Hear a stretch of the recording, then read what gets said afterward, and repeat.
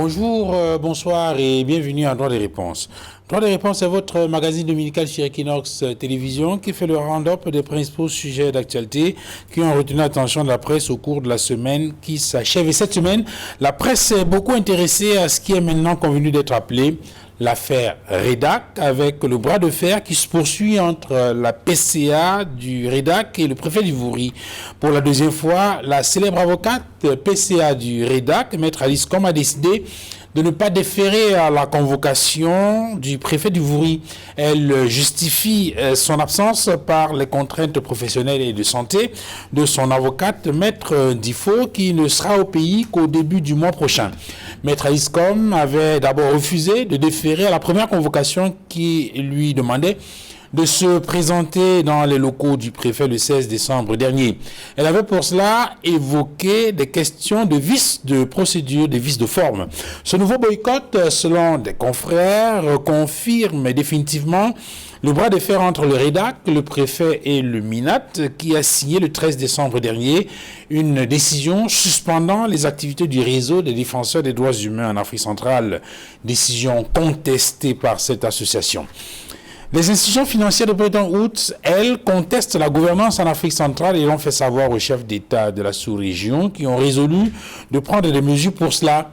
Pour le journal financier d'Afrique, les défis du FMI à relever par les pays de la CEMAC sont entre autres l'endettement élevé, la malgouvernance, les problèmes de diversification économique. L'économie quotidienne, pour sa part, complète le tableau en ajoutant la discipline budgétaire, la transformation structurelle de l'économie, l'amélioration du climat des affaires comme préoccupation essentielle. Et au sujet du climat des affaires, justement, la question préoccupe l'ambassadeur du Cameroun en France. Dans une correspondance adressée au ministre camerounais des Finances, il porte la voix des compatriotes de la diaspora qui ont du mal à faire des affaires à cause de la corruption rampante dans les douanes de Douala et Kribi qui ont été érigées en point de raquettage. Ces pratiques de corruption, écrit Manu Sekoumou, plombent l'activité des chefs d'entreprise camerounais vivant en France et qui n'arrivent pas à exporter leurs marchandises en Europe, bref, qui sont ainsi handicapés dans leurs activités d'import-export. L'ambassadeur sera-t-il ou pourra-t-il être écouté?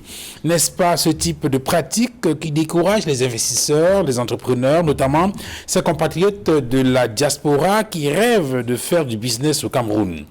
Que font les pouvoirs publics des recommandations du président de la République qui, dans ses multiples sorties, invite les compatriotes de la diaspora à contribuer à la construction du pays, au développement du Cameroun?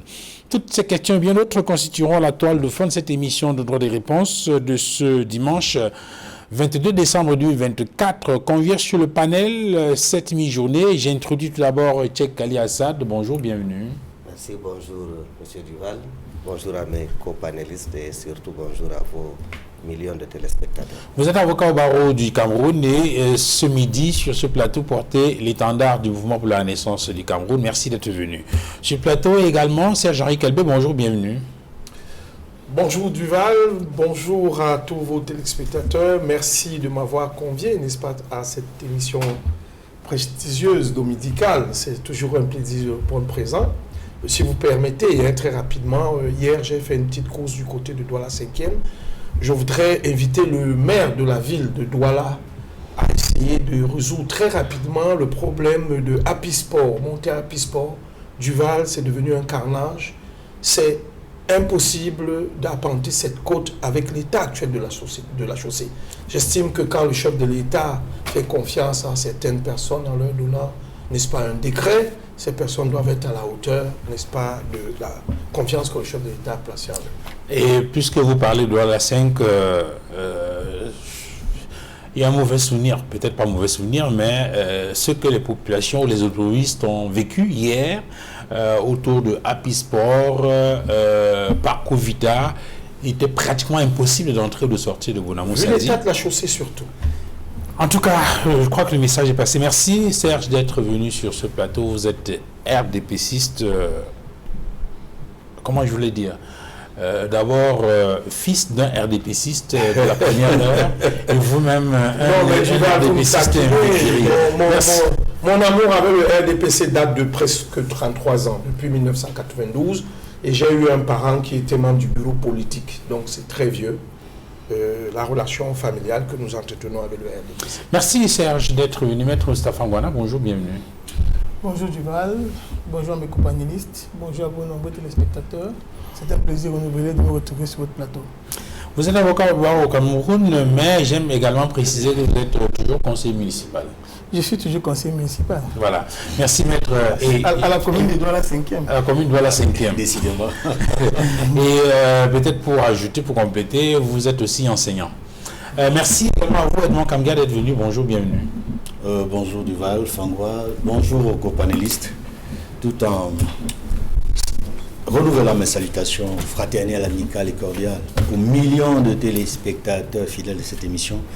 Je voudrais adresser mes sincères condoléances à un ami et frère dont le fils a été assassiné le 14 octobre dernier en Turquie.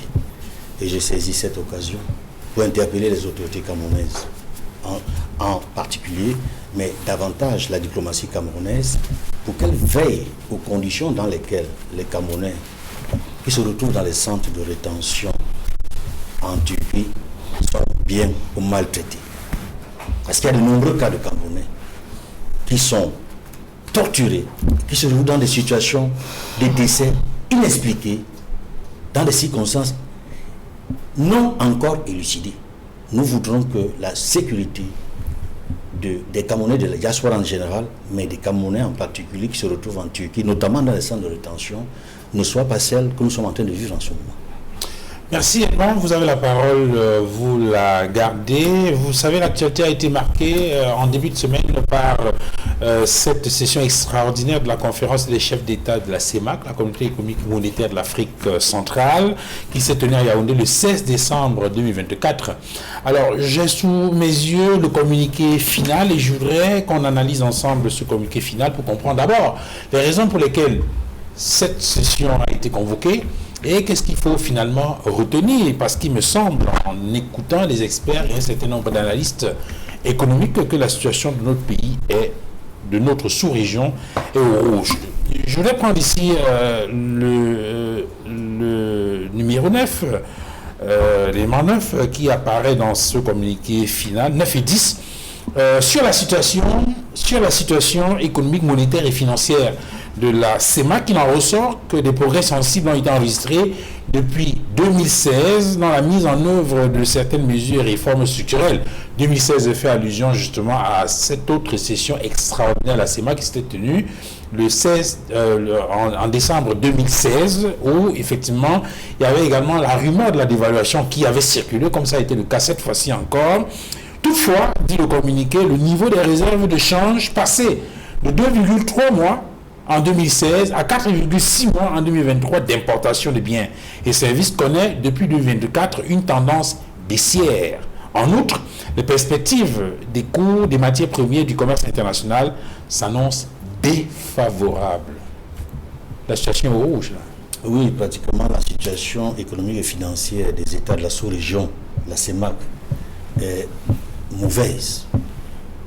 La situation, ils sont au rouge en fait. Il faut comprendre le sens, l'esprit dans lequel le FMI a bien voulu que le Cameroun et la Centrafrique, dont les chefs d'État ont invité leurs hôtes de la sous-région à se réunir pour trouver les voies et moyens d'apaiser, de trouver des solutions aux problèmes auxquels ils sont confrontés. Mais pour l'essentiel, il faut dire que c'est un problème de discipline budgétaire auxquels sont confrontés les États de la sous-région. Parce que, voyez-vous, depuis quelques années, et cela se justifie par la présence dans notre pays et dans d'autres pays du Fonds monétaire international qui veille à ce que la gestion, la gouvernance au Cameroun comme dans les autres pays se passe au mieux possible. Malheureusement, nos gouvernants sont un peu plus allergiques à la bonne gouvernance. Et je pense que la raison de fond, la question de fond, est celle de savoir est-ce que nos dirigeants sont prêts à se conformer à leur propre texte, c'est-à-dire au texte qui recommande que le Cameroun veille à ce que tout soit transparent, la transparence financière, transparent à la gestion des biens publics, et une gouvernance qui l'amène à mieux se comporter lorsqu'elle est interpellée par les bailleurs de fonds. Et je voudrais mettre la braise à votre pipe sans vous interrompre, Edmond. Lorsque vous lisez le point 13 de ce communiqué final, il dit « La conférence a exhorté les États membres à poursuivre une consolidation budgétaire ordonnée dans le cadre des discussions bilatérales avec les partenaires techniques et financiers, ainsi qu'à produire et diffuser régulièrement les données budgétaires, économiques et financières fiables et complètes pour des besoins de la surveillance multilatérale de la politique monétaire et des politiques sectorielles. » Voyez-vous, c'est effectivement l'un des points qui conforte les propos que je viens de tenir. Des données fiables, ordonnées, dans le cadre des relations avec les partenaires multilatéraux avec lesquels le Cameroun est appelé à échanger, à partager un certain nombre d'informations qui doivent être fiables. Parce que, voyez-vous, ça me rappelle également les différents rapports de la Chambre des comptes, qui a de bout en bout, dans pratiquement tous les dossiers traités avec rigueur, de façon méticuleuse par le rapport à la Chambre des comptes, on voit bien qu'il y a toujours un souci au niveau des comptes qui ne sont pas réguliers. Les comptes sont irréguliers. Il y a un problème également de sincérité. Donc tout cela renforce, n'est-ce pas, le travail que fait. Ces observations-là et recommandations renforcent le travail que fait notre Chambre de comptes. Et je souhaite que notre Chambre de comptes soit transformée en Cour des comptes pour leur donner plus de pouvoir, d'opportunités et de capacité à redresser la situation quand la situation est mauvaise. Alors, Serge-Henri Kelbey, il faut quand même noter que avant la tenue de cette session extraordinaire, la rumeur a couru que on allait vers une dévaluation du franc CFA. Et au regard, n'est-ce pas, d'un certain nombre de données macro-économiques, beaucoup d'experts financiers même disaient que la situation aujourd'hui était telle qu'il fallait procéder à une dévaluation. Lorsqu'on dit par exemple que le niveau des réserves de change est passé de 2,3 mois en 2016 à 4,6 mois en 2023, notamment pour ce qui concerne... Oui, non. Il y a eu une évolution.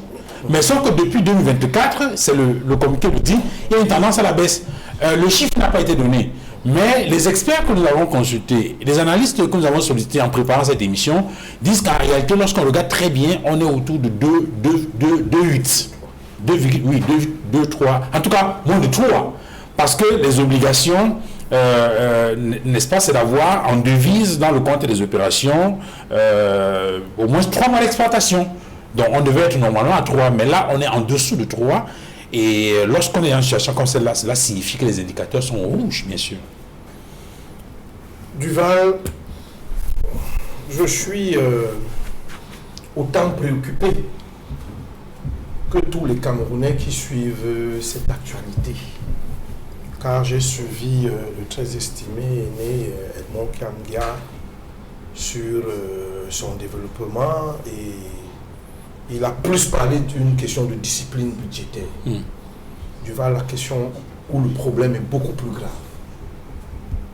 Si vous avez souvenance, je suis rarement venu sur votre plateau avec des archives et la documentation. Rarement, ou presque jamais.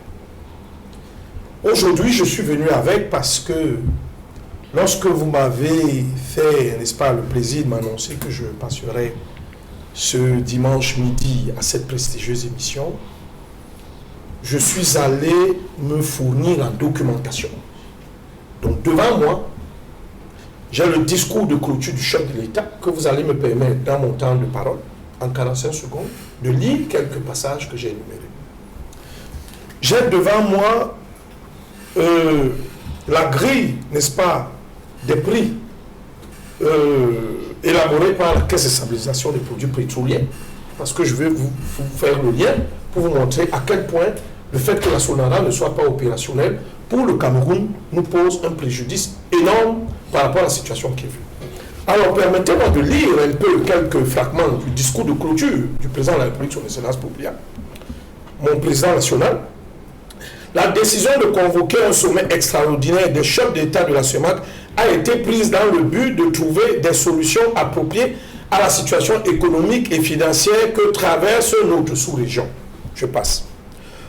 Comme nous avons pu le relever lors de la communication que nous avons suivie et des échanges que nous avons eus, des mesures de redressement doivent être mises en œuvre en urgence dans nos différents États. Si nous voulons éviter une crise économique et financière dont les effets seraient préjudiciables pour nos États, en fait pour nos populations. Je continue en disant, je voudrais à cet égard remercier le Fonds monétaire international, la Banque mondiale, la Banque de développement et la France, notre partenaire historique, qui n'ont jamais ménagé leurs efforts pour nous apporter des solutions nécessaires lors des périodes difficiles. Le chef de l'État, son Excellence Paul Biya lui-même reconnaît que la situation est très difficile. Il nous reste désormais à mettre résolument en œuvre les recommandations de ce sommet. De toute évidence, les assises de ce jour ne pourront produire des résultats escomptés que si ils sont suivis d'actions concrètes. Duval, à travers ce dernier paragraphe ou l'avant-dernier paragraphe, j'ai conclu tout simplement que le chef de l'État, en ce qui concerne le Cameroun, a désavoué le gouvernement. Et il est impératif qu'on aille au minimum vers un réaménagement, particulièrement que le ministre des Finances et le ministre de l'Économie déposent le tablier. Je vais vous dire pourquoi. Le chef de l'État se rend compte que des gens ont bénéficié d'un décret depuis 6, 7 ans, voire 10 ans. Mais nous avons un taux de croissance qui n'a jamais dépassé 4%. Nous avons des réserves de change qui baissent. Qui du ministre des Finances ou ministre de l'Économie peut nous dire pourquoi on n'a pas réhabilité la Sonara jusqu'à aujourd'hui? Duval, quand vous entendez dire que les réserves de change du Cameroun sont passées de 4,2 à 2,6, 2,8, est-ce que vous savez que par mois, le Cameroun achète pour plus de 80 milliards de francs CFA de carburant? Annuellement, nous commandons plus d'1,524 993 millions de carburant en euros. Plus d'1,5 milliard d'euros de carburant par an. 1,5 milliard d'euros de carburant. Vous comprenez qu'en ce qui concerne les réserves de chasse, c'est un problème. Et pourtant, permettez-moi de vous dire, dans la suite, lorsque la Sonara est victime de son avarie, d'autres disent qu'elle a été fait exprès, d'autres disent que c'est un accident, bon, passons dessus. La loi des finances de 2020 demande, dans la structuration des prix de la caisse de stabilisation des hydrocarbures, mais une rubrique, le carburant, l'essence, super, est acheté à 336 francs CFA. Oui. Et on met une rubrique qui est la rubrique 29, soutien à la raffinerie de 47 francs. Le Cameroun commande environ 2,5 milliards de litres de carburant par an, multiplié par 49 seulement. Ça vous donne chaque année pratiquement 119 milliards de francs CFA. Comme vous, moi, tous ceux qui ont des véhicules, des motos, nous reversons à la Sonara, le DG de la Sonara d'or. Nous travaillons pour eux, y compris eux-mêmes, puisqu'ils consomment le carburant. On leur reverse 119 milliards depuis la loi de finances 2020, 2021, 2022, 2023.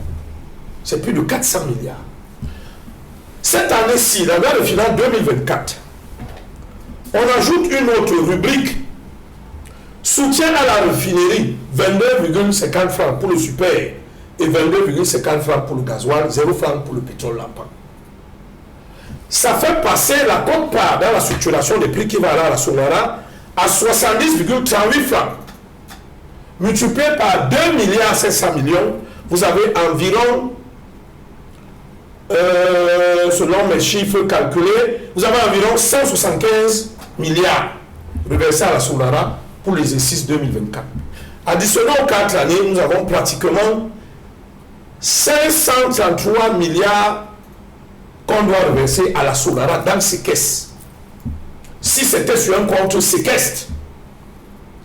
Alors, lorsqu'on nous dit que la Sonara a des dettes de 400 milliards et que pour réhabiliter la Sonara, c'est entre 250 et 300 milliards, supposons 700 milliards de besoins pour payer les dettes à zéro et puis avoir une nouvelle raffinerie. Déjà qu'il n'y a que 4 usines de raffinage sur les 13 qui ont été endommagées, donc ce n'est pas toute la Sonara. Il faut qu'on soit d'accord là-dessus. Donc en fait, pour réhabiliter les 4 stations qu'on jugeait être nécessaires là, au prix mondial, il fallait à peine 250 milliards. Mais Duval, si vous êtes devant un banquier, vous lui devez 400 milliards, vous avez un projet qui coûte 300 milliards, ça fait 700 milliards. Vous venez devant le banquier, vous lui dites que j'ai 530 milliards. Il ne peut pas vous trouver un plan pour épurer vos dettes, les rééchelonner et relancer votre structure. À qui profite la commande du carburant à l'étranger? Ce business juteux où les gens se sont installés, les marketeurs et les traders, et personne ne veut lâcher le morceau au détriment des Camerounais qui fait baisser notre taux de charge. Je vous dis que nous achetons pour plus d'1,5 milliard d'euros de carburant. Comment voulez-vous que nos réserves de change augmentent? Vous savez que ce qui constitue les réserves de change, soit vous achetez moins, vous économisez vos réserves de change, oui, soit vous vendez beaucoup. Absolument. Pour augmenter votre stock. Deuxièmement, nous avons des produits que nous voulons vendre. Parce que l'une des recommandations, c'est de diversifier nos économies extra-pétrole. Pourquoi on ne crée pas la Sonami? Parce que justement, les États les plus vulnérables sont ceux qui dépendent presque entièrement du pétrole. Et avec la baisse du prix du baril... Vous avez parfaitement raison. Parce que ce qui est curieux, cher paléniste, 5 pays sur les 6 sont producteurs de pétrole. Il n'y a que la RCA pour l'instant. Le Tchad produit du pétrole, le Congo produit du pétrole, le Cameroun produit du pétrole, la Guinée équatoriale, le Gabon. Comment se fait-il que nous avons ces problèmes? La particularité du Cameroun est d'Ival, si vous permettez, le chef de l'État a créé la Sonami. Il faut créer le guichet unique des mines. Le guichet unique, c'est-à-dire qu'aucun citoyen lambda n'aura pas le droit de vendre l'or, le diamant à l'étranger. Le seul interlocuteur du Cameroun à l'étranger, c'est l'État, le guichet unique des mines. Les gens font beaucoup de business à l'Est, on ne sait pas où va cet argent. Vous avez vu le rapport des finances, la contribution des mines dans le budget du Cameroun, c'est dérisoire. Tout simplement parce que vous avez des gens à Yaoundé qui sont assis, qui font du business dans l'or, le diamant, se mettent plein les poches au détriment de ce qu'on peut reverser dans la cagnotte. Pourquoi le pétrole de l'Inde va dans le budget de l'État et les mines qui sont à l'Est n'entrent pas dans le budget de l'État comme il faut? Alors qu'avec le guichet unique des mines, le Cameroun peut faire un bond dans les produits qui vont à l'étranger et c'est mieux contrôlé. Pour chuter ou pour répondre à votre question, Duval, je veux tout simplement dire que, au-delà des remarques formulées par le président de la République, qui dit, je reviens là-dessus, notre communauté constitue un atout que nous devons préserver et renforcer. Ce n'est qu'ensemble que nous pouvons surmonter les difficultés actuelles et bâtir de meilleures perspectives économiques et sociales pour nos États et nos populations. Enfin, le chef de l'État, sur le mot magique, nos populations. Parce que je vous dis qu'en cas de dévaluation, Duval, ceux qui sont assis là-bas à Yaoundé avec le décret n'auront pas de problème. Alors, imaginez que vous achetez un comprimé d'aspirine à 30 francs CFA. Avec la dévaluation, on vous dit désormais que le comprimé d'aspirine va coûter 50 francs.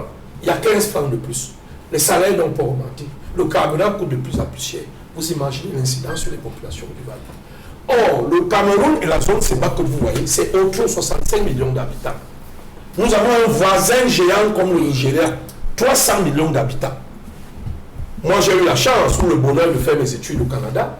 Le Canada se développe à 60% parce qu'il est à côté des États-Unis. Ils vendent l'électricité, ils vendent la main-d'œuvre, ils vendent beaucoup de choses. Le Canada, c'est à peine 60 millions d'habitants ou 55. Les États-Unis, c'est presque 350 millions d'habitants. C'est une économie forte. Pourquoi un pays limitrophe comme le Cameroun, avec le Nigeria, ne peut pas devenir Le Nigeria a besoin de tout, ils ont besoin d'électricité, ils ont besoin de nourriture. Bien sûr. Nous exploitons, nous, en Afrique centrale, mal notre position géographique par rapport au Nigeria. Alors, ce qui fait que pour moi, Duval, honnêtement, il y a des gens qui doivent partir de ce gouvernement. Alors, Serge-Henri Kelbé, vous êtes sur la solution des changements. Oui. Renouvellement du gouvernement, Forcément. X, Seul aveu, Y. des aveux. Oui, mais sauf que, est-ce que c'est véritablement la solution? Est-ce que cela n'est pas lié à un mode de fonctionnement? Non, je pose la question. La question du carburant que vous évoquez. Le président de la République l'a hier dit dans ses multiples discours. Il a dit qu'il faut réhabiliter la Sonara. Et dans son discours du 31 décembre dernier, il en parlait encore. À la date d'aujourd'hui, quel acte fort le chef d'État lui-même a pris dans le sens justement de la restructuration et la restauration de cette Sonara-là? C'est une première question. La deuxième question, c'est sur la discipline budgétaire.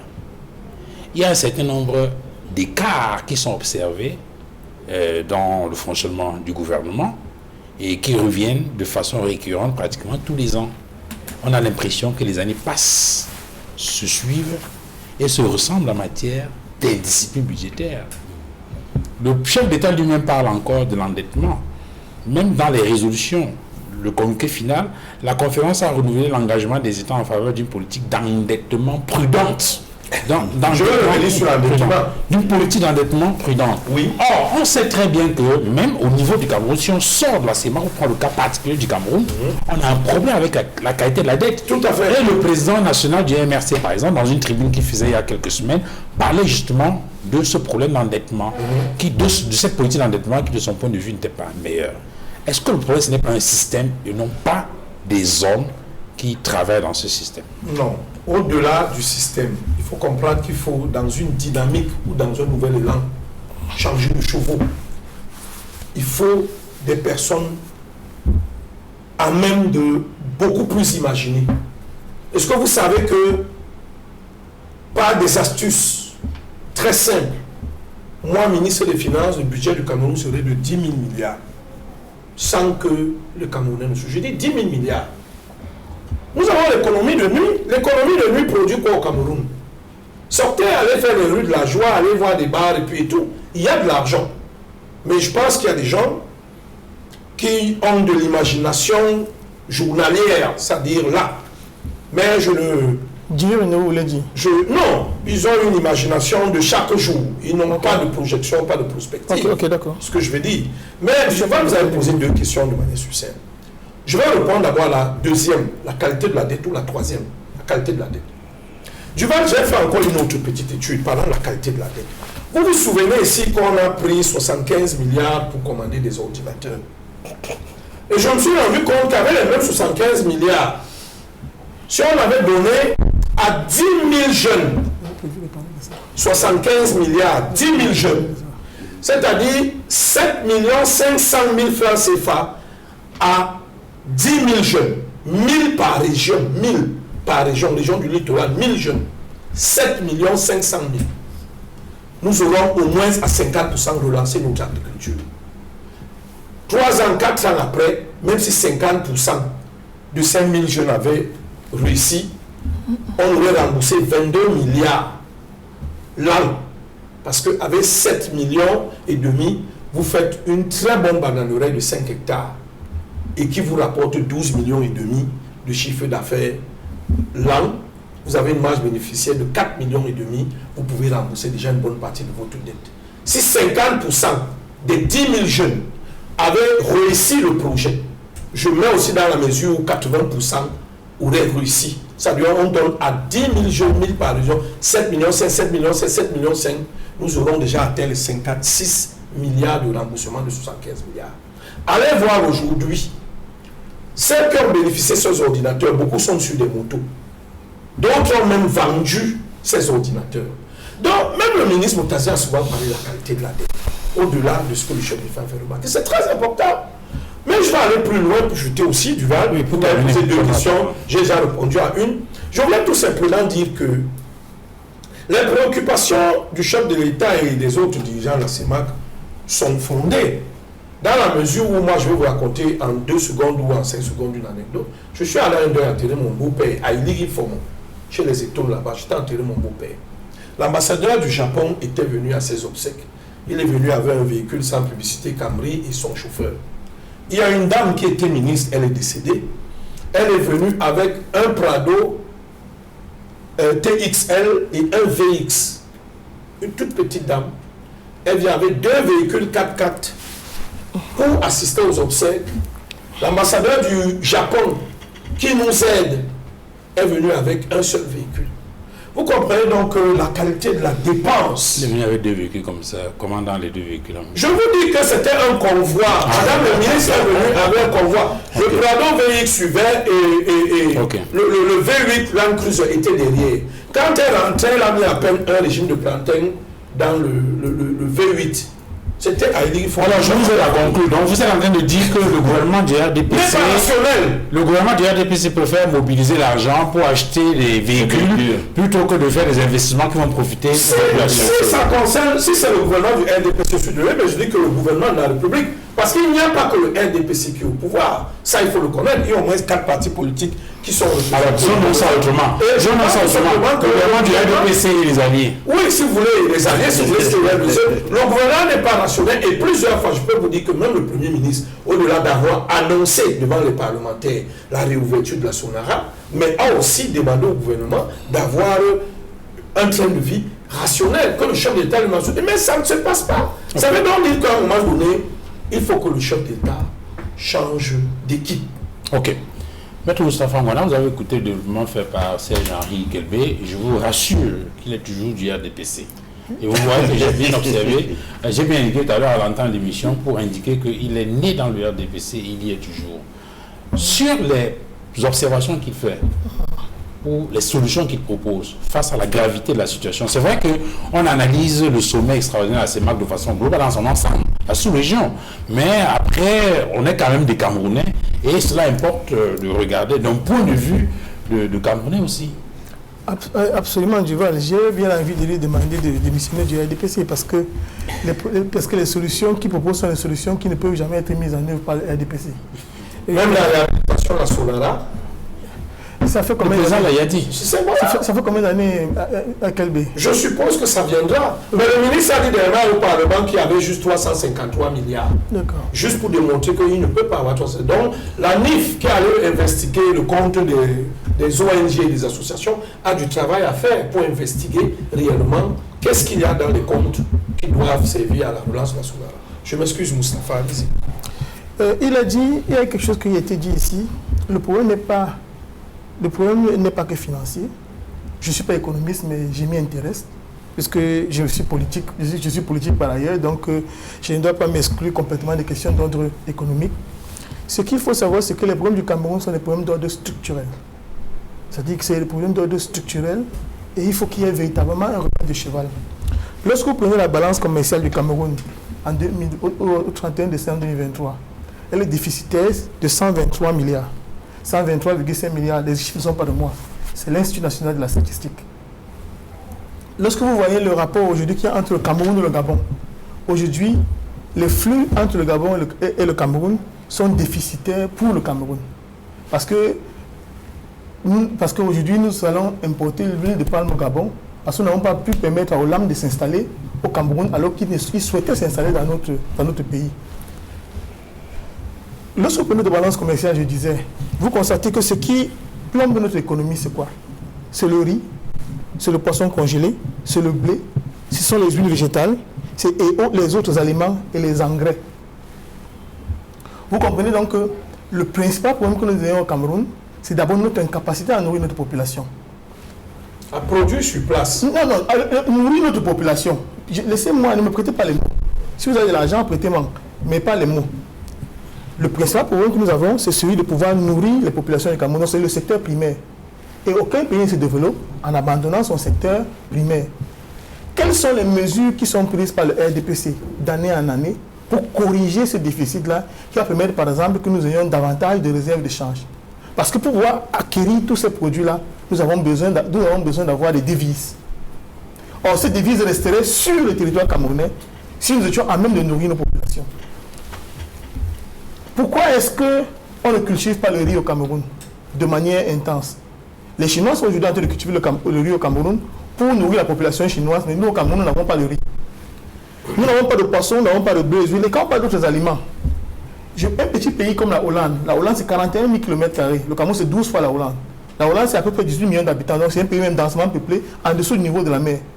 À un moment donné, les oignons qu'on consomme au Cameroun viennent de la Hollande, donc de ce petit pays-là. Parce qu'à partir de février, là, il y en aura suffisamment sur le marché camerounais venant du septentrion.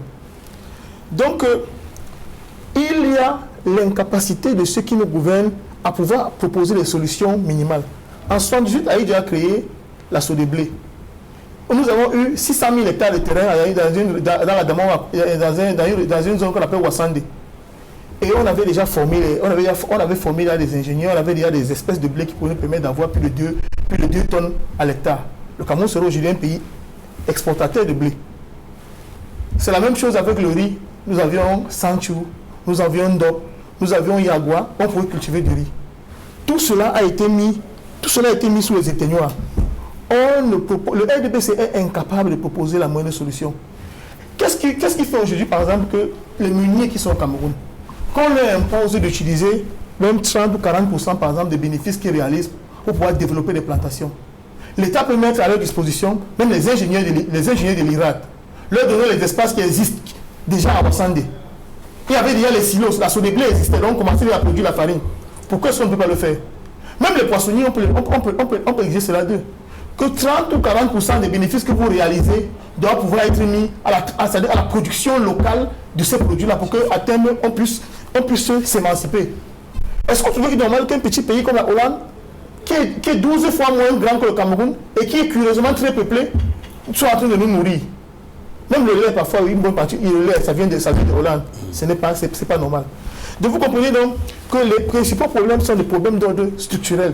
Quel est le cap que nous nous fixons? On est obligé aujourd'hui, si on veut que notre pays se redresse, c'est d'abord de pouvoir nourrir les populations. Parce qu'en réalité, si nous sommes capables de nourrir nos populations, on avait atteint ce qu'on appelait autrefois l'autosuffisance alimentaire. Mais aujourd'hui, on ne peut plus s'inventer. Il me souvient que pendant la période de Covid, il y avait une panique qui s'était emparée des Camerounais parce que les principaux pays qui produisaient le riz et autres avaient décidé de ne plus exporter ou bien rationner l'exportation de riz. Donc nous sommes complètement à la merci des autres. Et vous pouvez comprendre, s'il y a une crise quelconque dans ces pays-là, le Cameroun est directement impacté. Alors que nous avons 475 000 km² et nous avons suffisamment de terres arables pour pouvoir nourrir nos populations. Et donc, au-delà des choix qui sont faits, des choix économiques qui sont faits. Et tout à l'heure, il a dit quelque chose que je partage et sur lequel je voulais me pencher. Tout à l'heure, il a parlé des ordinateurs, 75 000 milliards, mais on a pris près de 3 000 milliards pour organiser une Coupe d'Afrique des Nations. C'est un peu comme un parent qui a un peu d'argent à la maison, il a un enfant qui doit aller à l'école et il veut l'inscrire à l'école de football. Il décide d'aller plutôt emprunter l'argent pour l'inscrire à l'école de football alors qu'il fallait moins d'argent pour l'envoyer à l'école.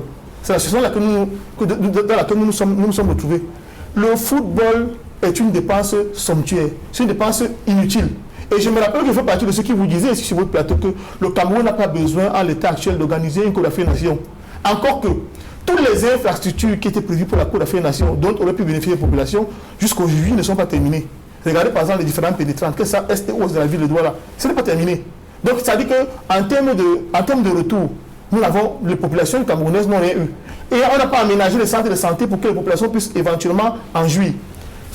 J'ai une information qui me parvient. Il fallait raccorder la région septentrionale à la demande en ayant une route de meilleure qualité. Les experts du ministère des Finances qui allaient demander l'argent au FMI avaient prévu un taux de croissance de 0,62% et le FMI était même plus optimiste jusqu'à 0,92%. Lorsque l'argent est mis à disposition du Cameroun, qu'est-ce qu'on fait? L'argent a été diverti pour entretenir le train de vie somptuaire de l'État du Cameroun. Et ce n'est pas la première fois. Rappelez-vous que dans le cadre de l'affaire Albatros, qu'est-ce qui s'est passé?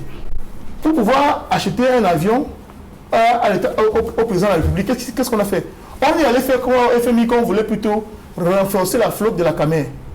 Parce que le FMI était contre l'acquisition d'un avion au profit du chef de l'État. Parce que regarde la situation économique de notre pays. Et c'est des situations qui se multiplient. Vous voyez tous les jours, quand il a parlé de la calcul de la dépense, et je souscris, tous les jours on vous dit que on vous dit qu'il y a des directeurs d'administration centrale qui font acheter des voitures à 120 millions de francs CFA.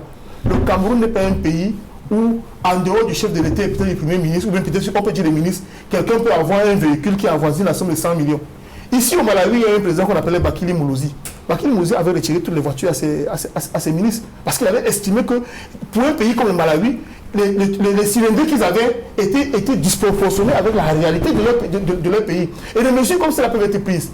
On peut bien se dire qu'au Cameroun, on ne peut pas permettre qu'en dehors des ministres, qu'il y ait quelqu'un qui a une voiture qui dépasse la valeur d'une RAV4. Je le dis. Parce qu'il faut pouvoir réduire le train de vie somptuaire de l'État du Cameroun. Parce que comme il a justement dit, si aujourd'hui on dévalue, ceux qui vont souffrir au plus haut point, ce sont les populations. Les ministres continueront de manger, d'avoir les budgets, d'avoir les bons de carburant et autres. Ils ne sentiront pas la dévaluation à la même amplitude que nous. À côté de nous ici, l'Argentine. L'Argentine s'est retrouvée dans la même situation.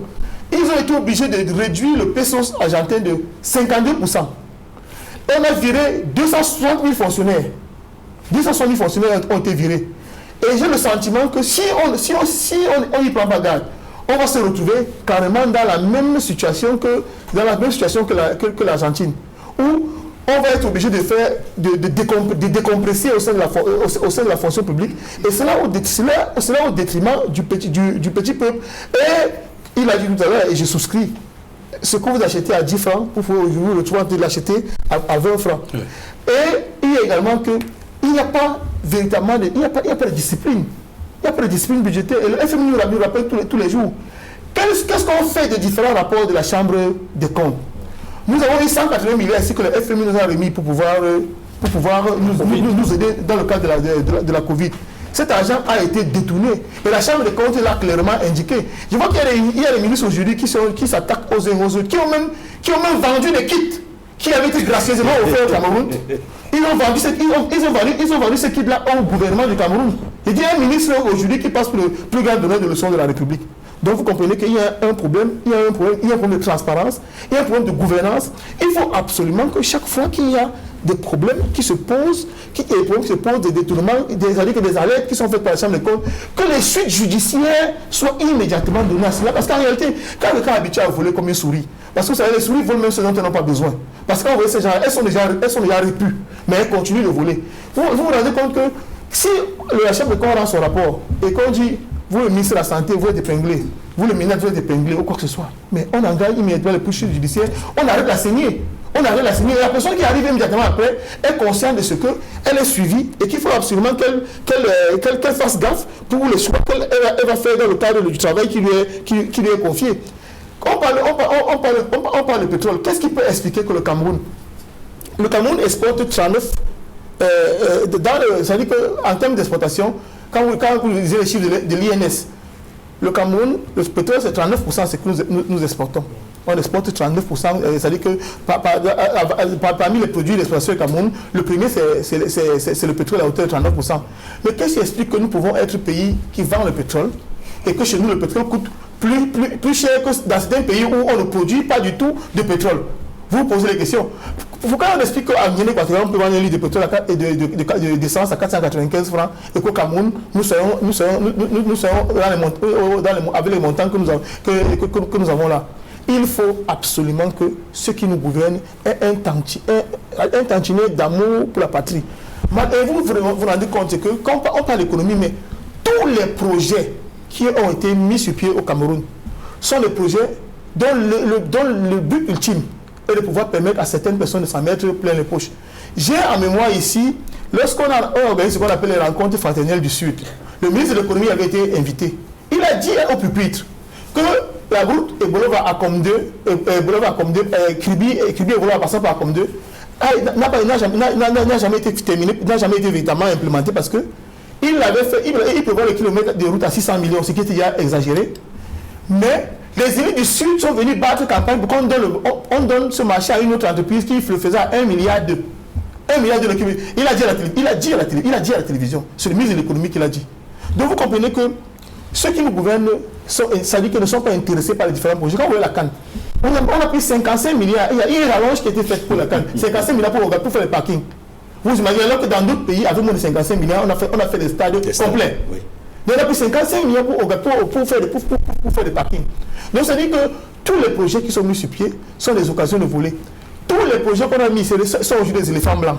Making, Menvelé, Longpanga, tous ces projets-là n'ont pas rapporté les bénéfices escomptés pour notre économie. C'est pourquoi nous avons tous les problèmes que nous avons aujourd'hui, parce que nous avons investi dans des éléphants blancs. Et aujourd'hui, donc, qui paye la facture? C'est le petit peuple. Vous vous rendez compte aujourd'hui, on vous dit qu'il y a une taxe d'abattage de 250 francs sur le poulet.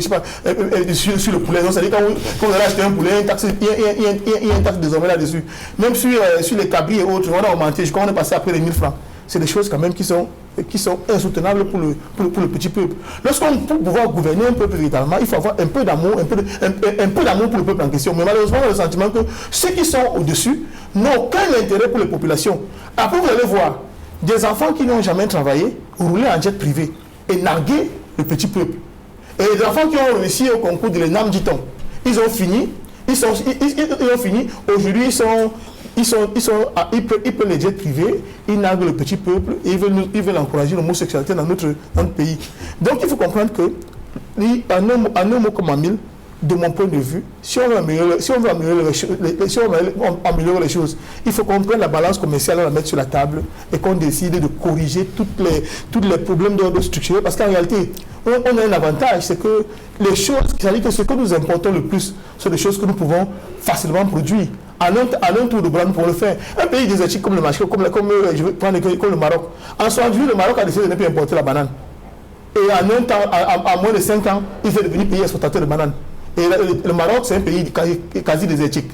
Donc je dis que chez nous, si nous sommes bénis par la nature, il faudrait que ceux qui nous gouvernent commencent d'abord par nourrir les populations camerounaises. Qu'on puisse d'abord se rassurer que le secteur primaire est viable. Ce n'est qu'après avoir réussi à organiser le secteur primaire dans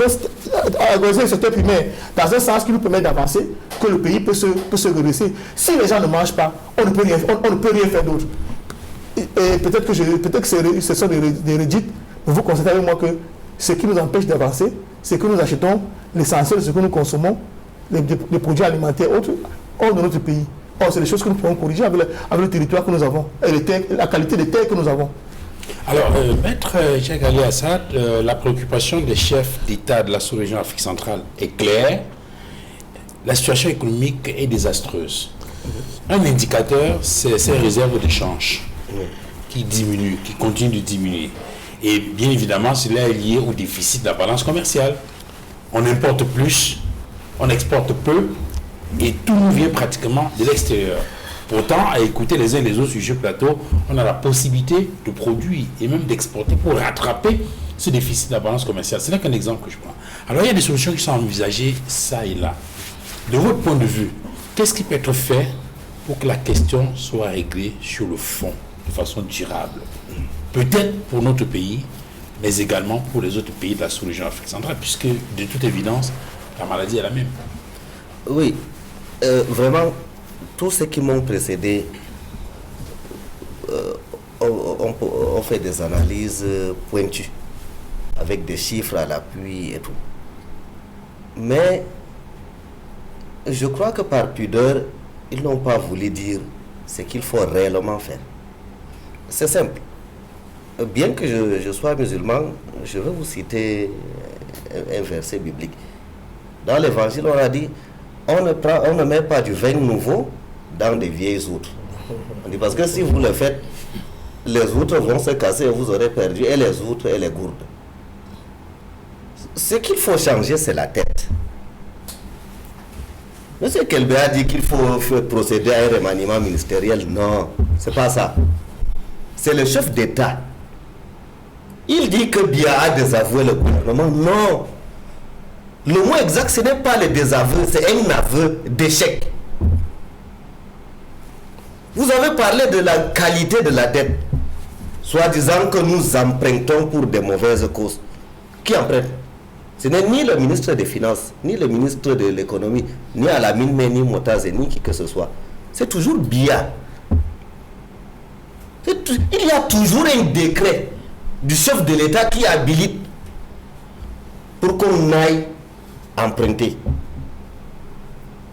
Et nous empruntons toujours pour consommer. Vous regardez le budget de l'État. 90%, c'est pour le fonctionnement.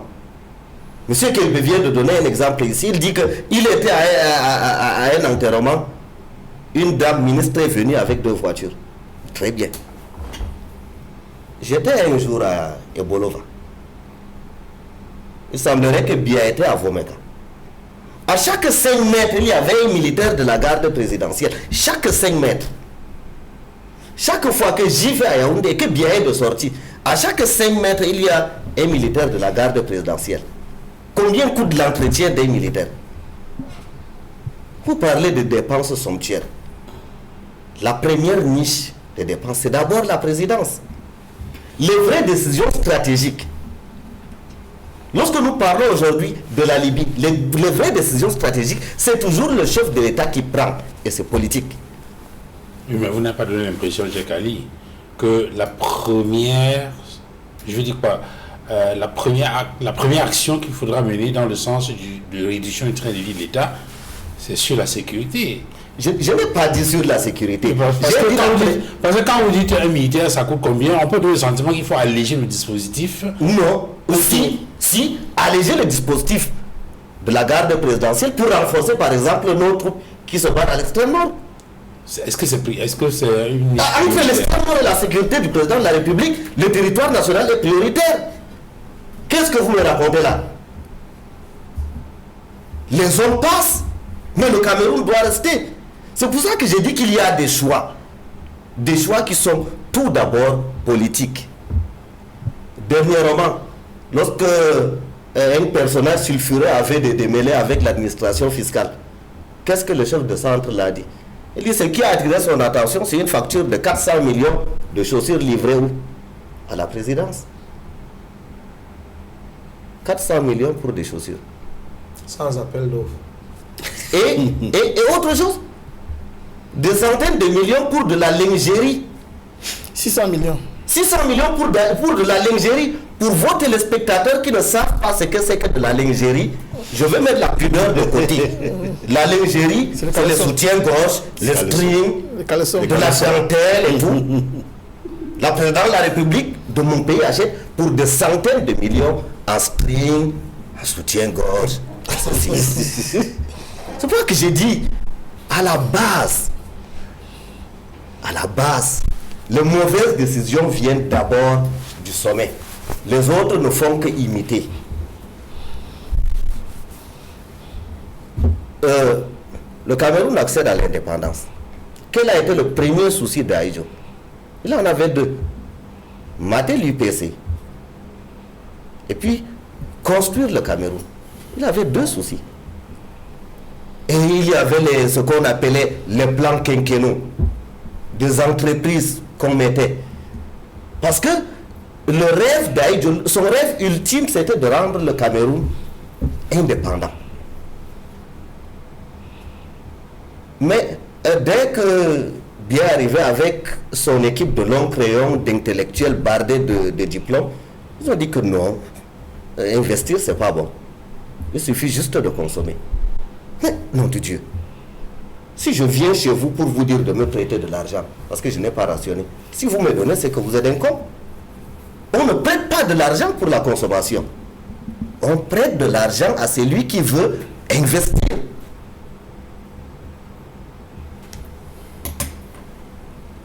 Quelle entreprise viable est-ce que Bia a mis sur pied? Ce que vous appelez pompeusement renouveau là. Ils se sont attelés à nous rendre dépendants, à nous livrer mains et pieds liés à ce qu'ils appellent affectueusement nos partenaires financiers. Dans le communiqué final, vous avez vu comment ils ont remercié la France. Partenaire historique. Ouais. Il faisait quoi là? Quand on dit même légendaire, ça change quoi? Est-ce que les États ont des amis? Les États n'ont que d'intérêt. Attendez, M. Kelbe nous a fait un long exposé sur le pétrole. C'est bien, M. Kelbe. Je ne connaissais pas beaucoup de ces chiffres-là, je ne les connaissais pas. Mais ce n'est pas ça la solution. La solution là n'est pas de retenir de l'argent à gauche, à droite. La solution là, c'est de faire comme les Kadhafi, les Nasser et autres. Ils se sont assis un matin, ils ont dit, pour Kadhafi il a dit, je nationalise le pétrole libyen. Point barre. Parce que c'est du pétrole qui appartient à la Libye. L'autre, Nasser se réveille un matin, il a dit, la plus grande richesse de l'Égypte, c'est le canal de Suez. Il a pris son big, il a sorti. Il dit, je nationalise le canal de Suez. Mais nous continuons à jongler en disant que le pétrole se vend à l'international à 300 francs, il faut 20 francs pour le transport. C'est pas ça. La vraie question là, pourquoi notre pétrole là, pourquoi nous le vendons sur le marché, pourquoi nous le vendons à des étrangers, pourquoi on ne le nationalise pas? On ne peut pas le raffiner. J'espère que tout le monde... Non, monsieur. Les Corbeils le savent. Monsieur, même laissez-moi parler la Monsieur Calvé, laissez-moi parler. Oui. La Libye aussi était un pays, permettez-moi le mot, sauvage. Les raffineries qu'il y a aujourd'hui en Libye ne sont pas tombées du ciel. Kadhafi ne s'est pas levé un matin, se tourner vers la Kaaba et demander à Allah de faire pleuvoir. J'ai dit tantôt qu'il faut recréer la sauvage. C'est pas recréer. C'est pas ainsi que moi je vois les choses. Que nous faisons de raffinerie pour créer d'abord, pour raffiner notre propre pétrole. Parce que vous ne voulez pas, ce que vous ne voulez pas admettre, c'est que depuis qu'on a découvert le pétrole, c'est une affaire gérée amoureusement par les présidents de la République. Que ce soit Aïdjo ou Pia, le pétrole a toujours été la chasse gardée de la présidence. À tel point que ça n'apparaissait même pas dans le budget de l'État. À tel point que un dignitaire du RDP, c'est vraiment fanfaron, est allé dire au corps législatif, il a dit que cette histoire du pétrole, il n'y a que le chef de l'État et moi qui pouvons comprendre. Jean Assoumo. Ne mettons pas les errements du renouveau à la charge de quelques valets du système. C'est la tête pour lui-même. Et c'est la même chose pour tous les pays de l'Afrique centrale. Moi, je ne les appelle pas des chefs de l'État. C'est un syndicat de patrons qui s'est retrouvé.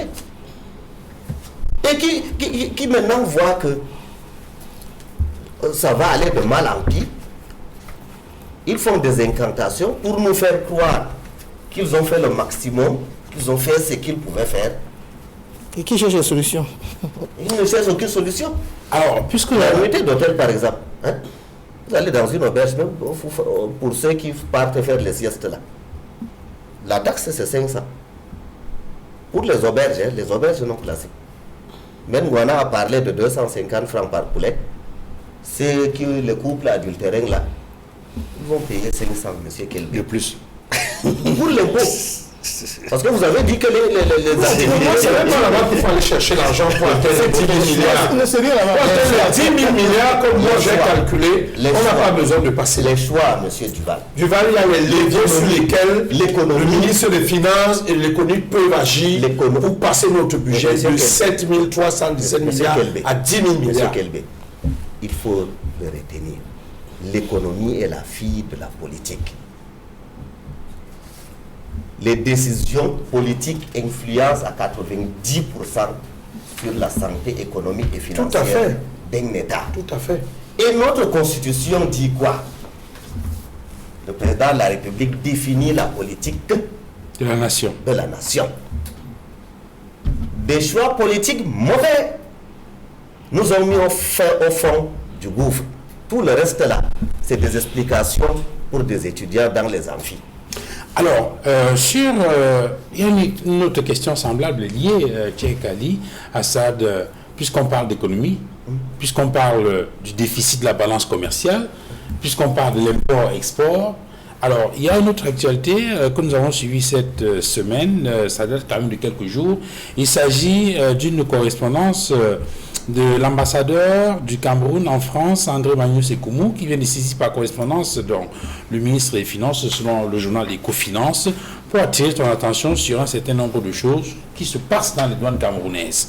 Il se trouve, selon certains compatriotes de la diaspora, que ces postes de douane sont de véritables lieux de raquettage, ce qui non seulement impacte sur l'image du Cameroun, mais également perturbe, n'est-ce pas, l'entrepreneuriat, en tout cas, si vous voulez, les investissements, ceux qui font du business. Alors, j'entends des petites voix dire, mais ça ne date pas d'aujourd'hui. Pourtant, il faut bien mettre un terme à cela. Que peut valoir l'interpellation de l'ambassadeur?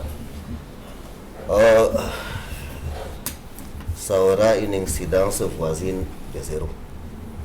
Mais je vous rassure, ça, je crois que de tous les corps de l'administration camerounaise, ceux qui ont vraiment fait exploser tous les tableaux dans ce domaine, c'est la douane.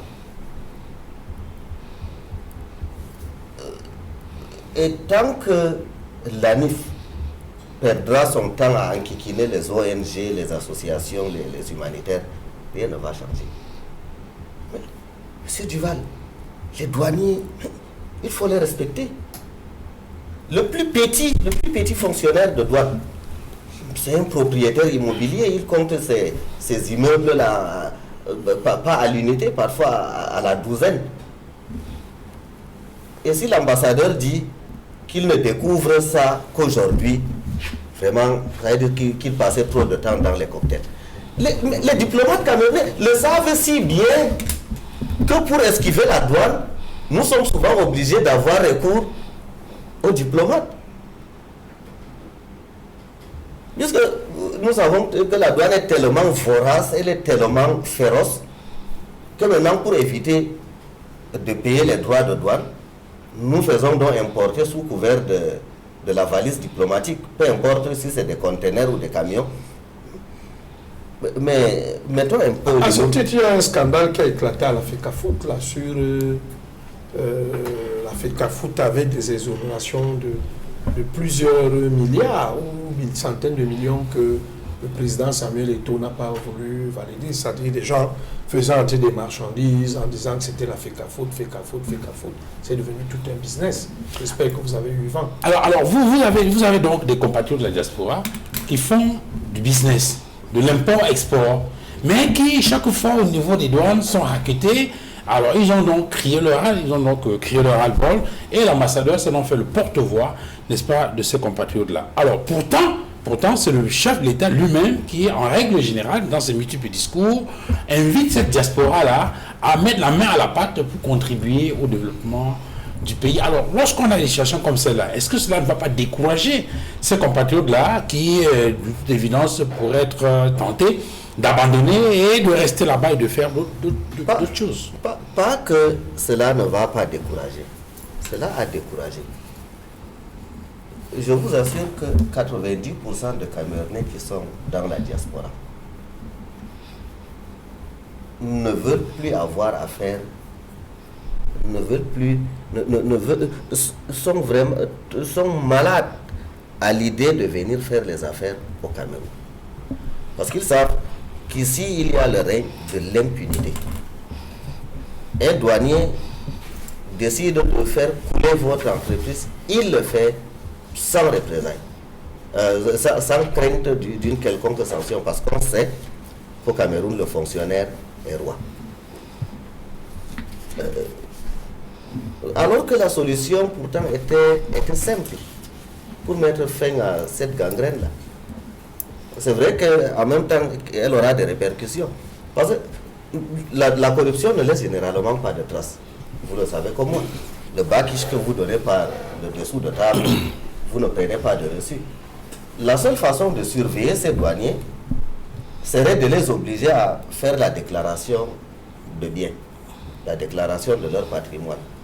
Or, comment pourrait-on exiger que entre guillemets, des simples fonctionnaires de douane fassent une déclaration de leur patrimoine, alors que là-bas au sommet, cette idée ne les effleure pas? Alors, Serge, Jean-Yves Kelbé, quelle est l'analyse que vous faites de cette situation? On dit qu'en 2023, les affaires de corruption dans l'administration publique au Cameroun ont coûté plus de 175 millions d'euros à l'État du Cameroun, bien évidemment. C'est une situation qui est décriée tout le temps. On a des institutions qui ont été mises en place pour lutter contre la corruption. Il y a un classement qui est régulièrement fait, qui épingle certaines administrations, mais on n'a pas le sentiment que ça bouge. Oui, on a le sentiment que les choses ne bougent pas trop, mais permettez-moi de venir très rapidement sur une ou deux choses que Tchekali a dit. Je voulais rappeler à Tchekali que nous avons tous constaté que les déplacements du chef de l'État pour cette année 2024 sont considérablement réduits.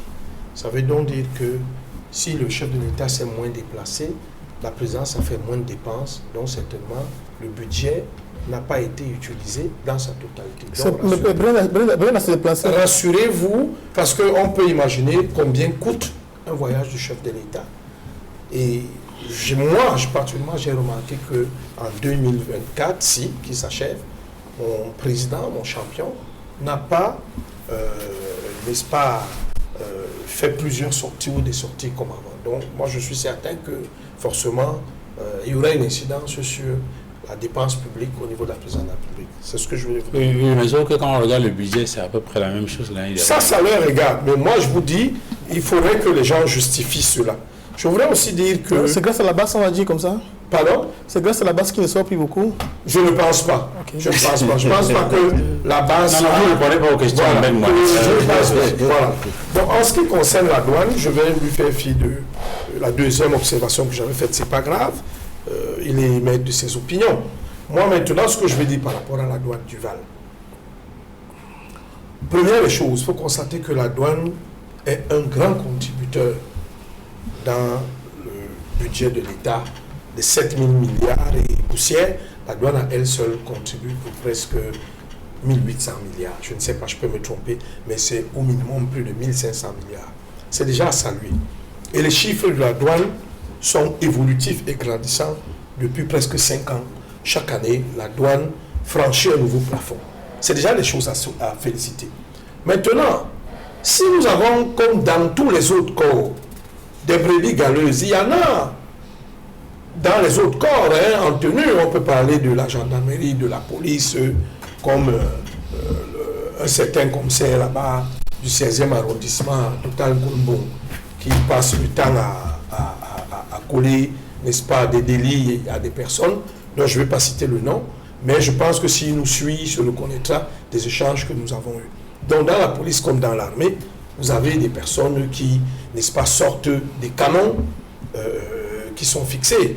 Il faut aussi rappeler quand même que dans plusieurs discours, et il n'y a même pas longtemps, le chef de l'État, en son adresse à la nation le 31 décembre 2023, demandait encore à certains cabinets de bonne volonté de l'aider à lutter contre ces fléaux qui sont la corruption, le détournement de deniers publics. Et lui-même, il en a souvent fait cas.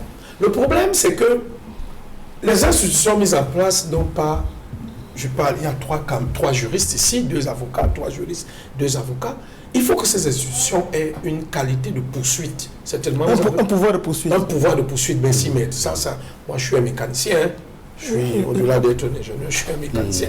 Donc je ne peux pas très bien connaître la terminologie du mot qu'il fallait. Mais je pense que les institutions comme la CONAC, la NIF, constatent juste et ne peuvent pas ouvrir, n'est-ce pas, des affaires lorsqu'ils ont constaté un enrichissement illicite.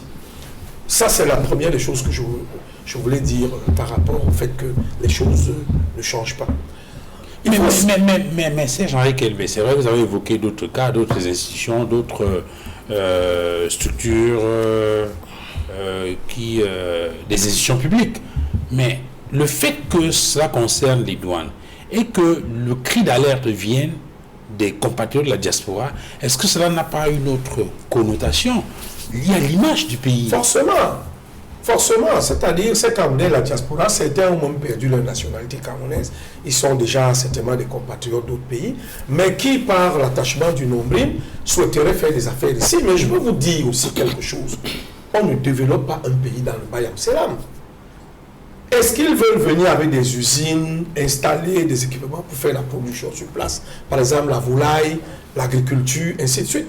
Mais s'ils viennent pour vendre la Philipperie, moi je pense que le ministre des Finances devrait prendre des mesures pour que les voitures de plus de 20 ans n'entrent même plus au Cameroun pour arrêter la Philipperie. Parce que les sociétés comme la SICAM, vous imaginez le nombre d'établissements scolaires. Est-ce que vous n'êtes pas en train de déplacer le problème? Je ne déplace pas le problème, je parle de la douane. La question c'est la corruption dans les douanes. Oui, nous parlons de... Peu importe que ça concerne la friperie ou quoi, autre chose là. Est-ce que cela n'a pas un impact non seulement sur l'économie, mais également sur l'image, parce que ce sont des gens qui, ces Camerounais de la diaspora, sur l'image forcément, qui viennent également vendre le Cameroun à travers les activités qu'ils mènent. Sur l'image, forcément. Et beaucoup sont découragés. Parfois viennent avec des véhicules parce qu'ils veulent avoir les mêmes commodités en Europe qu'ici au Cameroun et viennent avec leur véhicule. Un véhicule qui était peut-être le sien, qu'il avait acheté peut-être à, je dis n'importe quoi, 15 000 euros. Au bout de 5 ans, il estime que c'est un véhicule qui peut envoyer soit à la casse, soit au Cameroun parce que sa valeur achetée peut-être à 6 000 euros. Quand il arrive ici, la douane d'abord réévalue le coût qu'il a donné. Ça, c'est le premier choc. Quand on a réévalué, maintenant, on vous taxe la nouvelle classification de votre véhicule. Vous vous rendez compte que le véhicule sorti douane vous revient peut-être, si vous l'avez acheté, à 12 000 euros. Un véhicule que vous avez acheté à 16 000 euros, vous l'avez utilisé pendant 8-10 ans, ça veut dire qu'il a perdu juste 4 000 euros de valeur en 10 ans. C'est décourageant. C'est décourageant pour des motifs que, n'étant pas de la douane, je ne peux pas comprendre. Mais moi-même, je fuis de la diaspora. Donc, en rentrant m'installer au Cameroun, je suis venu avec beaucoup de choses. Mais moi, je suis passé à l'ambassade du Cameroun à Ottawa. On m'a donné quand même un sauf-conduit pour juger que j'étais en train de déménager. Donc, toutes mes cantines, tout ce que je ramenais quand même, bénéficiait d'une loi sur la réinstallation des Camerounais de la diaspora. Quand vous le faites en bonne et due forme, je ne venais pas faire du commerce. Tout au contraire, je rentrais, apporter mon expertise à mon pays et puis ouvrir des sociétés qui ont peut-être produit quelques emplois. Donc j'ai bénéficié de certaines largesses. Mais pour chuter du hal, si vous permettez, je veux tout simplement dire que on ne peut pas globalement stigmatiser la douane, étant donné que, comme je vous l'ai dit tantôt, cette douane-là a arrêté 3500 armes dernièrement, qui arrivaient de l'extrême nord, Edmond. 3500 munitions, qui étaient destinées à quoi? On ne nous a jamais dit. Donc la douane travaille. Sauf que dans ces corps-là, comme je l'ai dit tantôt, Duval, on trouve toujours des emmerdeurs et des gens qui sortent des canons. Alors, on n'a pas dit, Serge, que la douane ne travaille pas. Maître Moustapha Ngwana, dans leur dénonciation, les victimes disent subir des pressions multiples et une corruption sans gêne des services de douane. Au Cameroun, bien plus, les opérateurs économiques en question révèlent avoir fait face à plusieurs reprises aux tracasseries et aux désagréments liés à la corruption au port de Douala et de Kribi. Les fonctionnaires de douane sont dans chacun des cas désignés comme ayant transformé chaque poste de service en comptoir de raquettage, de rançonnement et de corruption flagrante. Les hommes d'affaires précisent qu'en plus des frais officiels, ils se voient obligés de prévoir obligatoirement des réserves et enveloppes à distribuer aux différents postes de passage des bureaux douaniers pour leur pot de vin, selon les éléments qui ont été recoupés par nos confrères. Je cite là par exemple Ecofinance de notre très cher confrère Roland Duty. Oui, mais je crois que au départ vous avez parlé du DGSN et ça, vous avez parlé de la dénonciation. Je dois rappeler que c'est un peu comme celle du DGSN. C'est juste pour animer la galerie à un moment donné. Parce que les problèmes du Cameroun sont des problèmes qui sont systémiques. Je doute fort que le RDPC ait quelconque volonté de pouvoir apporter des solutions aux problèmes que connaissent le Cameroun. Parce qu'au-delà de la question douanière qui impacte les populations de la diaspora, il y a que, de manière générale, ils sont bloqués quant à venir investir au Cameroun. Comment pouvez-vous imaginer qu'un enfant dont le cordon ombilical est enterré au Cameroun, vous voyez, dans notre cosmogonie, ça a toute une symbolique. S'il veut acheter un terrain, parce qu'il a pris une nationalité de circonstance, parce qu'il voulait bénéficier des avantages du pays d'accueil, il ne peut pas revenir investir au Cameroun. Il faut quand même dire que c'est très fort le café. Tout à l'heure, il a pris la métaphore des chevaux, il a parlé des chevaux qu'il fallait changer. En réalité, c'est le propriétaire de l'écurie qu'il faut mettre de côté. Parce qu'il a dit qu'il fallait changer les chevaux en parlant des ministres et autres, mais je pense que c'est plutôt le propriétaire de l'écurie qu'il faut mettre de côté pour pouvoir apporter des solutions véritables aux problèmes que connaît le Cameroun. Il y a un processus, il y a une manière, je crois qu'il y a une réglementation pour mettre le propriétaire de l'écurie de côté. Mais les chevaux, c'est un décret. Il le sait aussi. Voilà. Les chevaux, c'est un décret. Je pense qu'on n'a pas inventé le fil à couper le beurre. Donc je sais très bien comment cela se passe, mais ces interpellations-là ont l'avantage d'aviser davantage les populations camerounaises sur les choix qu'elles se doivent de faire le moment venu. Je pense que même les budgets que vous faites aujourd'hui au RDPC ou bien les interpellations du FMI en réalité sont des alertes. Sont des alertes qui en réalité vont nous servir le moment venu pour que nous puissions présenter votre bilan aux populations. Donc moi je suis très content. Continuez à durcir la vie des Camerounais, continuez à nous mettre dans des situations qui nous poussent dos au mur. Pour moi ce n'est pas une mauvaise chose dans la logique du départ, de votre départ qui doit être acté en 2025. Donc en fait vous nous aidez. Il faut que vous sachiez que vous nous aidez. Moi je suis très content. Poursuivez dans cette lancée-là. Parce qu'on ne peut pas comprendre que des gens veulent revenir dans leur pays pour pouvoir investir et qui se retrouvent en train de faire face à ces différents comptoirs qui sont installés. Ces douaniers ne sont pas du RDPC. Malheureusement, le problème c'est que vous avez la possibilité. Vous avez la possibilité. Le problème c'est que la différence entre vous et ceux de l'opposition, c'est que c'est vous qui avez les commandes. Donc ça veut dire que vous pouvez décider de les mettre de côté si vous estimez qu'ils ne sont pas du RDPC.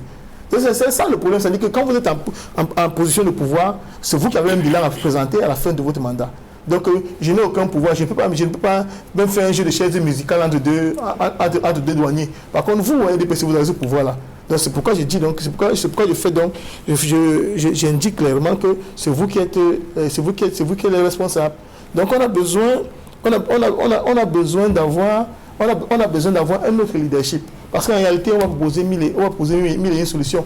Et ça s'applique dans toutes les administrations et du Val. Il ne faut pas croire que c'est une question qui concerne seulement la douane. C'est un problème qui est systémique. Vous allez, quelle que soit l'administration, que vous allez chez les eaux et forêts, c'est la même chose. Vous allez au ministère de l'élevage, c'est la même chose. Chaque fois que vous avez besoin c'est-à-dire de la griffe d'une autorité administrative sur un document, sachez que c'est un poste c'est-à-dire que c'est un comptoir qui a été ouvert. Tout à l'heure, je l'ai dit, peut-être que vous l'avez pas bien noté, j'ai indiqué ici là que chaque fois qu'il y a un projet au Cameroun, les projets sont une occasion de voler. J'ai suivi le ministre, le gouverneur du Nord, M. Abaté, qui disait comment est-ce qu'ils sont allés en Chine. Ils sont allés en Chine, ils ont trouvé des personnes qui étaient prêtes à venir. Ce n'était pas le gouverneur du Nord, c'était une erreur dans l'explication. C'est une de mes élites dans l'Union Ekele. Une de vos élites en tout cas, qui est... Non, c'est pas le gouverneur, je préfère taire le nom. Donc une de vos élites, ils sont allés chercher de l'argent en Chine. Mais c'était un ministre au Cameroun parce qu'ils n'y ont pas intérêt. Ont refusé de pouvoir, ont refusé que le projet soit mis sur pied. Et il faut même dire tout à l'heure, excusez-moi, les deux sujets sont un peu imbriqués. Vous savez, même les modèles qui sont choisis. Aujourd'hui, la plupart des pays font ce qu'on appelle les BOT, Build, Operate and Transfer. On se dit que l'État de santé, la construction des barrages. La construction des barrages, la construction des routes. Donc l'État, parce qu'en réalité, la situation que vous vivez aussi, parce que les gens préfèrent aller emprunter de l'argent pour pouvoir réaliser les projets uniquement parce que si vous de confier le projet à un opérateur privé qui vient le réaliser, il n'y a pas de valise qui laisse, il n'y a pas d'argent qui circule.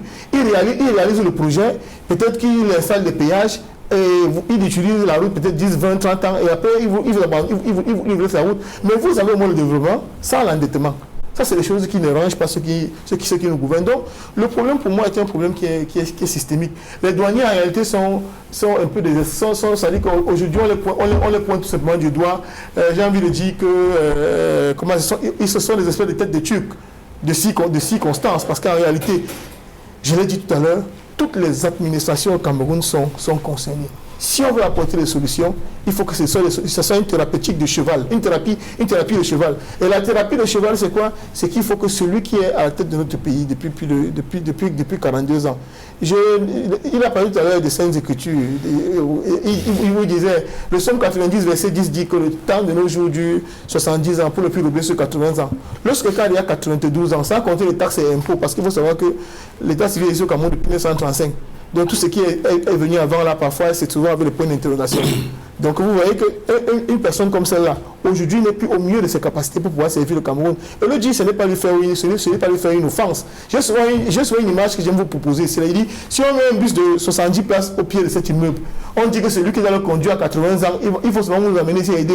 Je ne suis pas sûr que l'un d'entre nous aura envie d'y aller. et on a quand même 30 millions de Camerounais, et on veut confier leur destin à des personnes comme celle-là. Si c'est lui qui est venu garer le bus, pourquoi on ne va pas monter? Malheureusement, il ne fait plus rien, on ne le voit pas, il est invisible. Quel que soit le sujet, il est invisible. Vous l'avez vu en réalité, il a été au sommet, mais on le voit chaque jour de plus en plus affaibli. Ce qui est normal pour un homme de son âge, mais ce qui est en revanche incompréhensible, c'est qu'il écoute les sirènes qui le rappellent à pouvoir se représenter une nouvelle fois. Il ne peut pas porter sur lui seul le Cameroun sur la tête. À un moment donné, il faut pouvoir laisser la place à quelqu'un d'autre pour que de nouvelles solutions soient apportées au problème du Cameroun. Et c'est le minimum qu'on lui demande. Pourquoi est-ce qu'il veut s'humilier? En 2018, il a fait une campagne électorale de 12 minutes. Je me demande combien de minutes il fera en 2024, si jamais 2025, s'il est candidat. Ça n'a pas empêché que le RDPC gagne, que le candidat du RDPC gagne. Ça, c'est tripatouillage, parce que c'est le tripatouillage. Et je peux vous garantir que l'opposition est en train de s'organiser, et on n'a pas besoin de faire le ramadan médiatique là-dessus. Monsieur Kelbe, vous n'aurez pas la vie facile en 2025. Alors, Edmond Kangia, on a souvent écouté le chef de l'État. Dans ses discours, le sentiment qu'on a, c'est qu'il accorde de l'importance à cette diaspora-là. Souvenez-vous, en 2011 déjà, elle avait été sollicitée pour participer à l'élection présidentielle, et c'était quelques temps après une visite qu'il avait effectuée à l'étranger, visite au cours de laquelle il avait échangé avec ses compatriotes-là. Depuis lors, il participe aux élections, mais il y a eu également en 2019, au cours du grand dialogue national, un certain nombre de recommandations qui avaient été faites en faveur de cette diaspora-là. Je ne vais pas revenir sur tout ce qui avait été dit, mais on pensait quand même qu'aujourd'hui, cette diaspora serait logée à la meilleure enseigne. Par contre, lorsqu'on observe sur le terrain, c'est qu'il y a par exemple ces cris-là. Est-ce que cela ne devrait pas alerter le chef d'État, le réveiller un tout petit peu pour que non seulement cette question peut-être au niveau des douanes soit réglée, mais en même temps que toutes les promesses qui ont été faites pour ces Camerounais de la diaspora puissent être peut-être enfin remises sur la table pour solution, exécution. Oui, je vais commencer par saluer la réaction de l'ambassadeur du Cameroun à Paris. Parce que c'est inhabituel de voir un ambassadeur réagir de manière aussi prompte et assez précise sur des problèmes réels qui concernent la société camerounaise, notamment l'économie nationale, qui est mise à mal par la corruption. Parce que beaucoup de hauts commis de l'État, y compris des ambassadeurs, ils invoquent parfois le droit de réserve pour ne pas se prononcer sur des questions aussi simples. Mais je pense qu'au-delà de la dénonciation qui est faite et qui est vraie, basée sur des témoignages et des faits, il faut dire ceci, que cela date quand même de plusieurs années. Les discours, les déclarations du chef de l'État en faveur de la diaspora camerounaise en particulier, et en faveur de l'investissement, c'est-à-dire la capacité pour les Camerounais de l'extérieur de se sentir pleinement camerounais à travers des actions qu'ils peuvent prendre pour le Cameroun. Et je me rappelle que ça date de 2009. Lors d'un voyage en France en 2009, Paul Biya avait fait 2 promesses. Il avait promis 2 choses à la diaspora. La première chose, c'était la possibilité de participer aux élections, notamment les élections présidentielles. En 2011, oui. Et il a matérialisé en 2011. La deuxième chose, c'était de trouver une solution au problème de la double ou de la multiple nationalité. Sur ce deuxième point, il n'y a toujours pas de solution. Malgré, et ça je dois le rappeler, en 2019, pendant le grand dialogue national, il y a une commission qui a travaillé sur les préoccupations de la diaspora camerounaise. Il y a un certain nombre de recommandations qui ont été formulées, parmi lesquelles ce problème de la double, de la triple, multiple nationalité, mais aussi la possibilité pour les Camerounais de la diaspora d'investir au Cameroun, qui est leur pays d'origine. Et les recommandations qui ont été formulées n'ont toujours pas été appliquées en ce qui concerne la diaspora. Et c'est pourquoi je pense que la sortie de l'ambassadeur du Cameroun en France est une bonne chose. Cela réveille une situation qui n'est pas bonne, qui est vieille, la corruption. C'est vrai qu'il cible les douanes, mais il n'y a pas que les douanes. Il y a la corruption dans beaucoup d'autres domaines au Cameroun. Mais il a ciblé un domaine qu'il connaît bien. Parce que de là où ils se trouvent, des hommes d'affaires qu'ils rencontrent, qui sont Camerounais ou non Camerounais, ils se rendent compte que de manière permanente, il y a un problème de comptoir érigé par des douaniers au port de Kribi et au port de Douala. Ce qui n'est pas bien. Ce qui n'est pas bien parce que le Cameroun s'est négativement illustré en 1998 à 1999 comme champion du monde de la corruption, indice Transparency International. Et depuis ce temps, le Cameroun n'a pas quitté le top 10 ou le top 15 des champions du monde de la corruption. Cela signifie que nous ne faisons pas suffisamment d'efforts pour sortir de cette gangrène qui mine l'économie nationale. Je voudrais également saisir cette opportunité pour rappeler qu'il y a une vingtaine d'années, j'ai été désigné dans une commission qui vise à faire des propositions de solutions pour améliorer l'image du Cameroun à l'extérieur. J'ai fait lyrique, je suis sorti lyrique, et beaucoup, certains de mes camarades qui avaient été également désignés dans cette commission-là pour faire des propositions. Et nous avions remarqué une chose, c'est que, et c'était la problématique de notre travail, c'est-à-dire démontrer que pour améliorer l'image du Cameroun à l'extérieur, il ne faudrait pas commencer par l'améliorer en interne. Parce qu'il y a un lien entre l'interne et l'externe. Il y a un lien étanche entre l'interne et l'externe. Parce que les acteurs gouvernementaux, quand ils ne se comportent pas bien sur le plan national, notamment par les violations des droits de l'homme, aujourd'hui il y a le problème d'actes de torture qui continue au Cameroun, qui n'est pas une bonne chose. La corruption continue à l'intérieur, ce n'est pas une bonne chose. Tout cela ne contribue pas à améliorer l'image du Cameroun à l'extérieur. Il y a le comportement même de certains personnels dans certaines ambassades du Cameroun que je ne vais pas citer, mais qui n'honorent pas le Cameroun à l'extérieur. C'est-à-dire il y a des comportements dans nos ambassades, dans les consulats, qui se comportent comme si les Camerounais de la diaspora n'étaient plus des Camerounais. Exemple, voyez-vous, regardez ce que Elé Kama fait au cours de cette année. Elé Kama méprisait les Camerounais de la diaspora.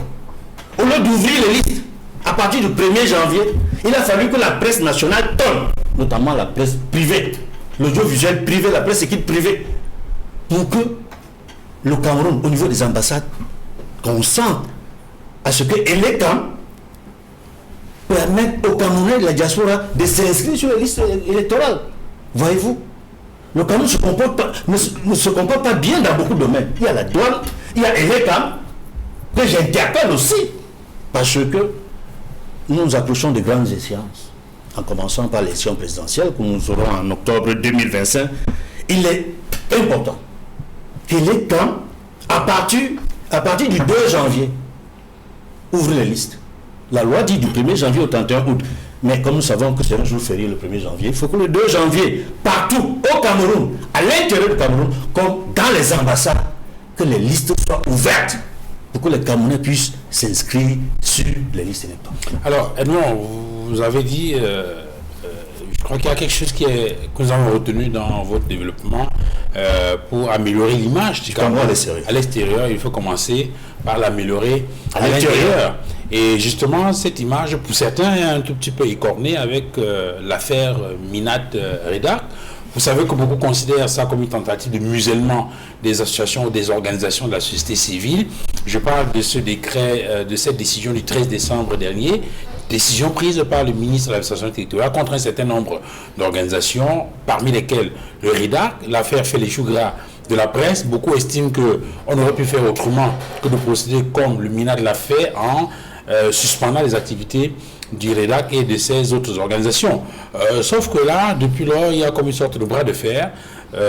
Enfin, je prends là j'emprunte là aux mots qui ont été choisis par certains journaux pour qualifier cette situation qui pend depuis quelque temps. Vous savez que Maître Alice Com a reçu une autre convocation et elle ne s'est pas présentée. Certains parlent du bras de fer, mais maintenant il faut essayer peut-être de comprendre la polémique. Est-ce que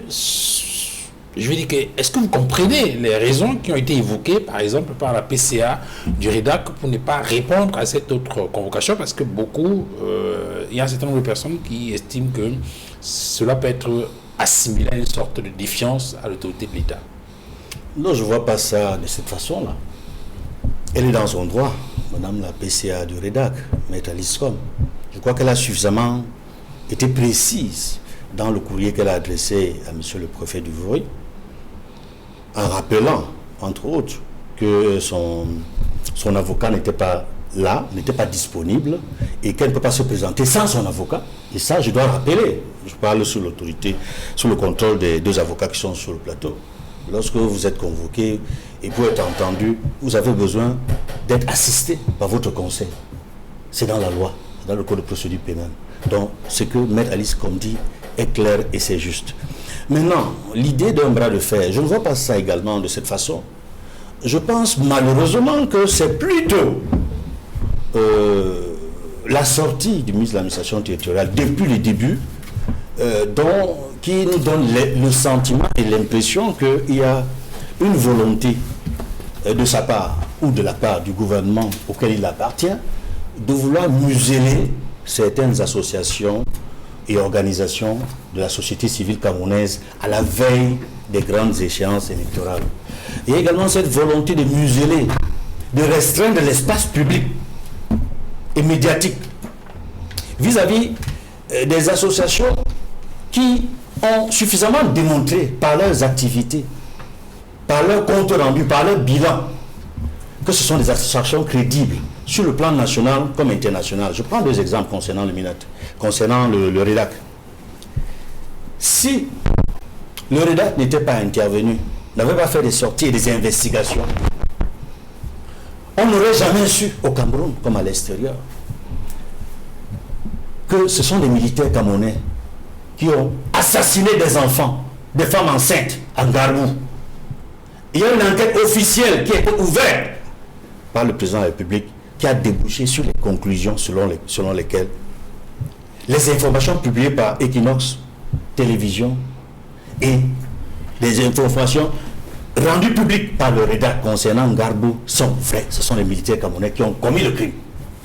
Et il y avait une autre information très importante que le REDAC avait publiée et qui montre sa crédibilité et qui a failli, à travers des propos d'un ancien ministre de la Communication du Cameroun, créer un incident avec un pays ami. Le REDAC a démontré que une femme a été assassinée dans l'extrême nord du pays avec sa fillette et un petit garçon sur le dos. Le ministre de la Communication du Cameroun, un ancien ministre de la Communication, je ne veux pas citer son nom, vous le connaissez très bien, avait prétendu que ça ne se passait pas au Cameroun, que ce n'était pas des militaires camerounais, que c'est des militaires d'un pays ami, d'un pays, le Mali notamment, qui avaient commis cet acte. Il dit ça a failli créer un incident entre le Cameroun et le Mali. Et cette information vérifiée par le REDAC avait été publiée et aujourd'hui on sait que ce sont des militaires camerounais qui avaient assassiné une femme avec ses 2 enfants. Un bébé garçon sur le dos et une fillette. Des actes aussi horribles, insoutenables. Et je pense que c'est davantage à cause de la crédibilité du REDAC, des dénonciations de faits, que le MINAT a tendance à faire ce que j'appelle dans la provocation.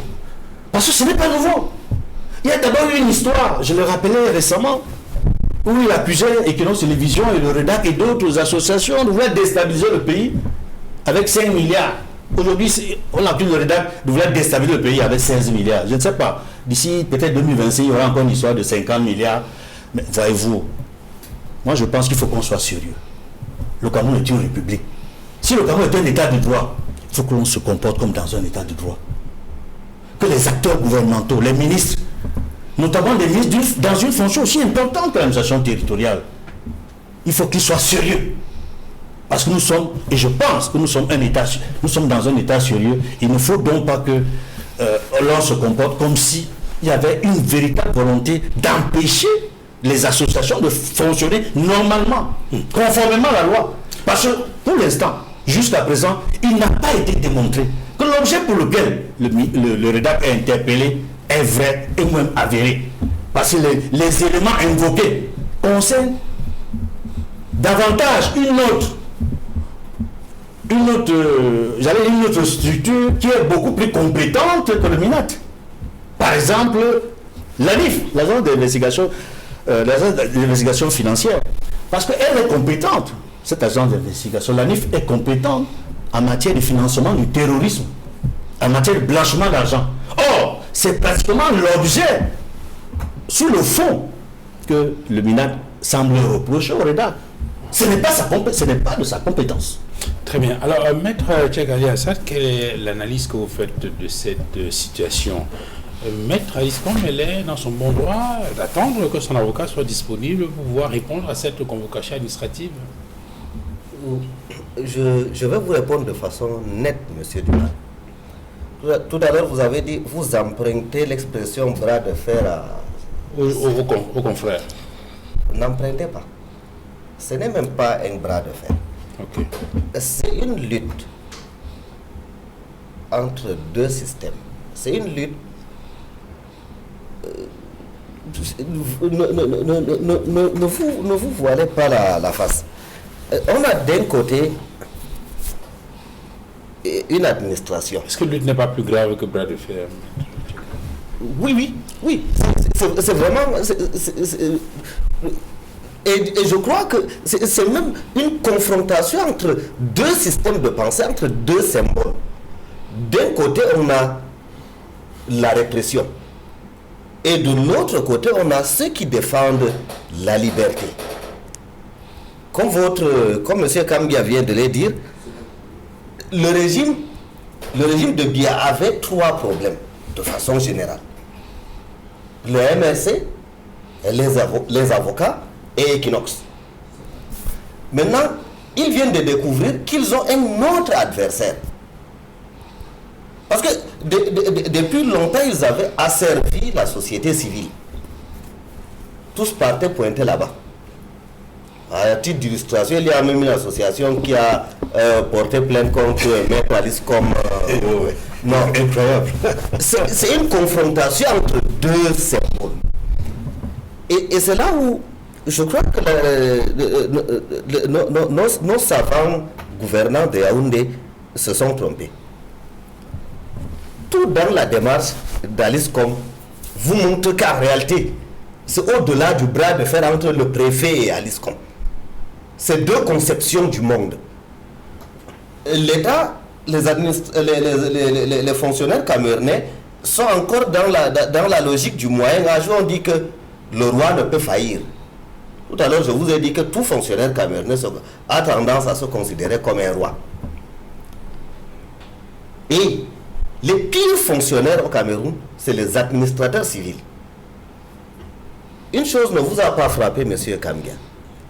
Le préfet écrit à Maître Aliscom en lui disant que, s'agissant d'une convocation administrative, elle est dérogatoire des procédures ordinaires. Vous l'aviez lu, Mengouara? Oui. C'est-à-dire que pour eux, la loi ou le droit, c'est pour les autres.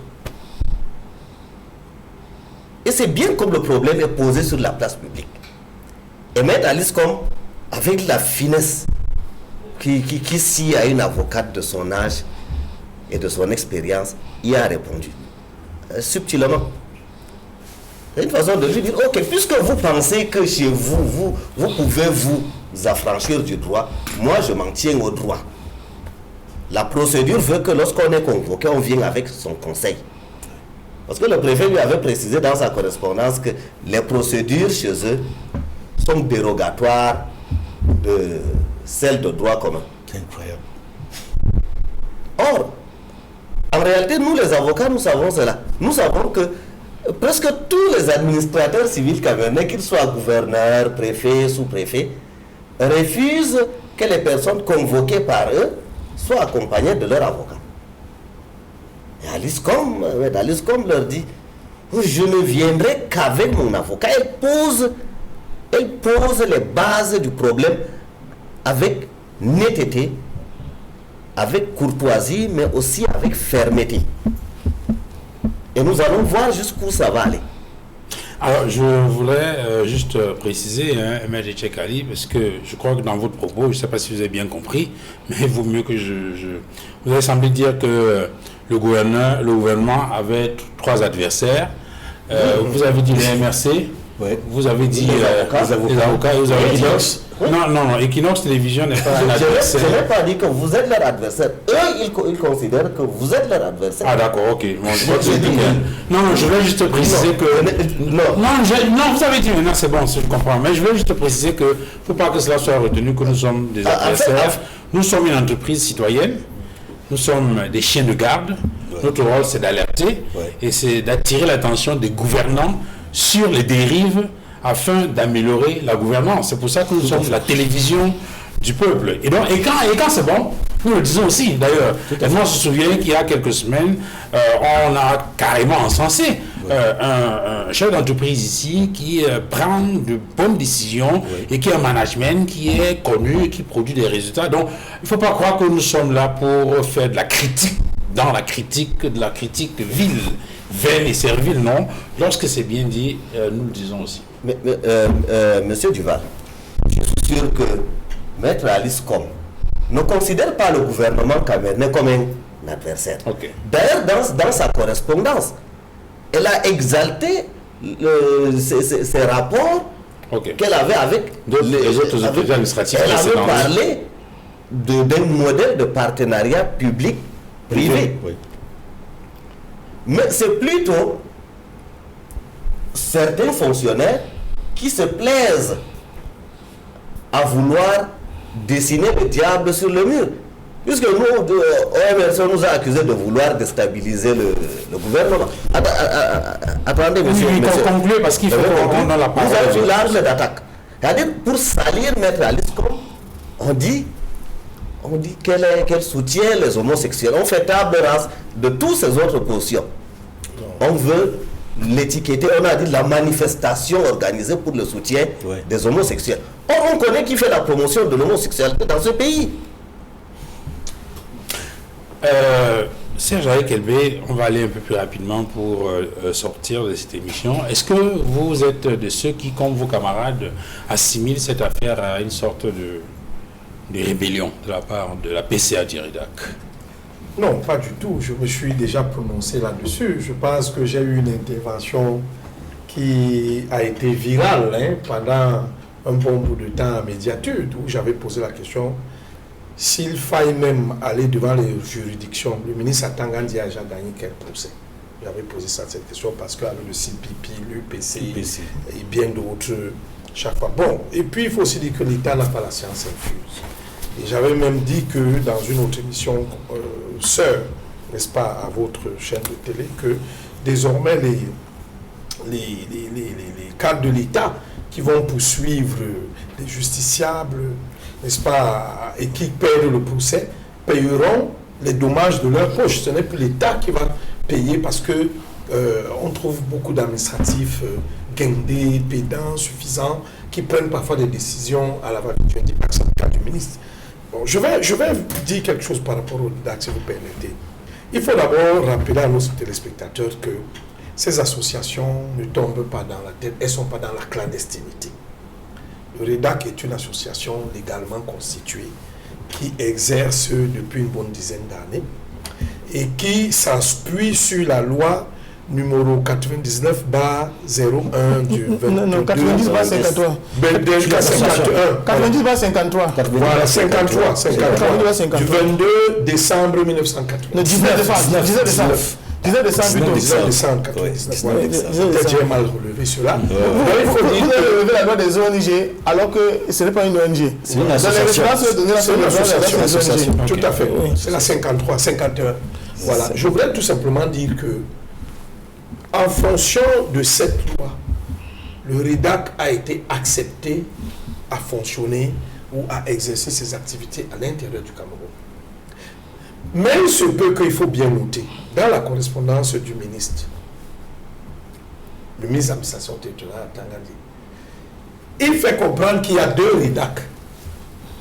Il y a un REDAC des droits de l'homme, REDAC 1, et il y a un REDAC des droits humains. Des droits humains, REDAC 2. Donc pour ma part, il y a un REDAC qui est anticonstitutionnel. Même si il accourt à protéger certains individus ou certains compatriotes, il est anticonstitutionnel tant que la constitution camerounaise, sur ces faits, n'a pas changé et ne s'est pas prononcée, c'est-à-dire l'homosexualité. Il y a un rédact des droits humains qui est défendrice de ces personnes-là. C'est le rédact là qui est suspendu. Non, c'est pour ça que je dis que le ministre a Tangandi, c'est... Je ne peux pas dire embrouillé, mais il a mal armé son tir. Mais parce que tu es en train de gâter tout ce que tu as dit tout à l'heure. Non, parce que je veux attirer votre attention sur le fait que... Confusion. Non, il n'y a pas de confusion, je précise bien. Non, le ministre a Tangandi fait comprendre que... L'autre ne nous concerne pas. Oui. Il concerne les téléspectateurs. Ça ne nous concerne pas. Monsieur, voilà, laissez-moi m'expliquer. Je vais revenir sur le rédact 1. Je vous parle donc des deux rédacts. Il y a deux textes. C'est sur une seule correspondance que le ministre de l'administration territoriale l'a écrit. Il a dit rédact, non? Non, il a dit rédact 1 et rédact 2. De rédact 1, c'est droits de l'homme et rédact 2, c'est droits humains. Allez, regarde, c'est comme... les motifs les les motifs dans c'est lesquels? Ça concerne le rédact. Non, les motifs pour les... Je dis que les deux sont abrégés rédact. Duval ne me permet pas, je voulais évoluer. Vous m'avez plutôt pris dans la chamaillerie ou dans la dispute, je n'ai pas développé. Je voulais donc vous faire comprendre que lorsque maître Alice Com, la très estimée maman et très respectée la matriarche, nous entretenons déjà une relation tout à fait particulière de mère à fils. Ça, je peux le dire ainsi. Elle allait briser les scellés.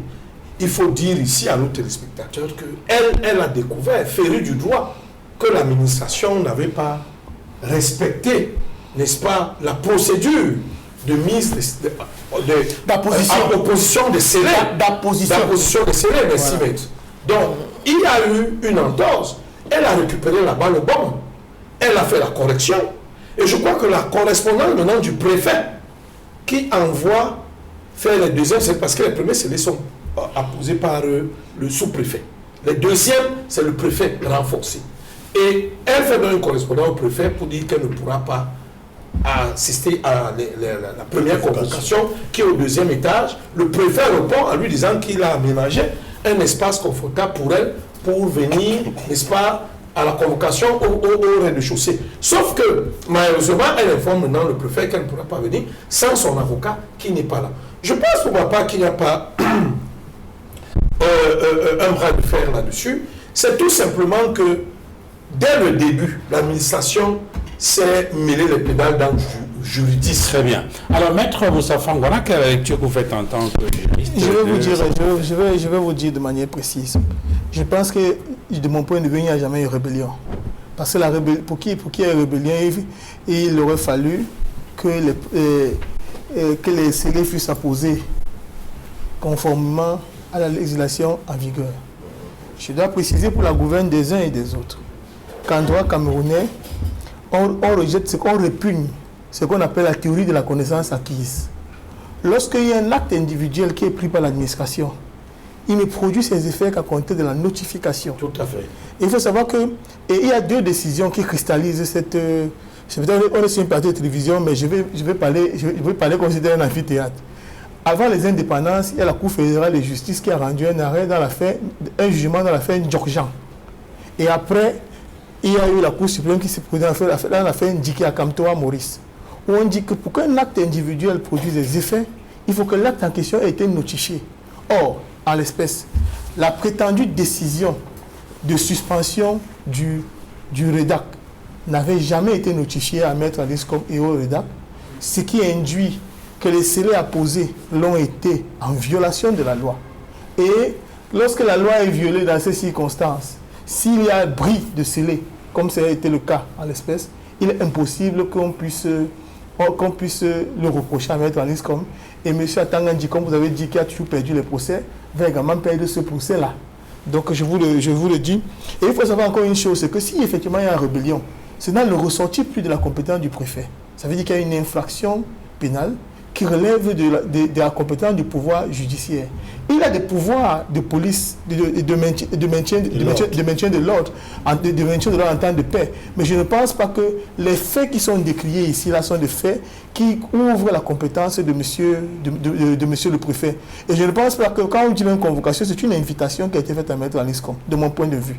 Peut-être que je suis partisan et que, bon, je ne sais pas, que je suis, on peut peut-être estimer que je perds ma lucidité, mais c'est une invitation qui lui a été faite et elle n'est pas obligée de défaire à l'invitation en question. Puisque s'il y a une infraction, l'infraction ne relève plus de sa compétence. C'est le procureur de la République qui peut éventuellement convoquer Aliscom pour parler des faits de rébellion que j'entends les gens scander à Hu et à Dia.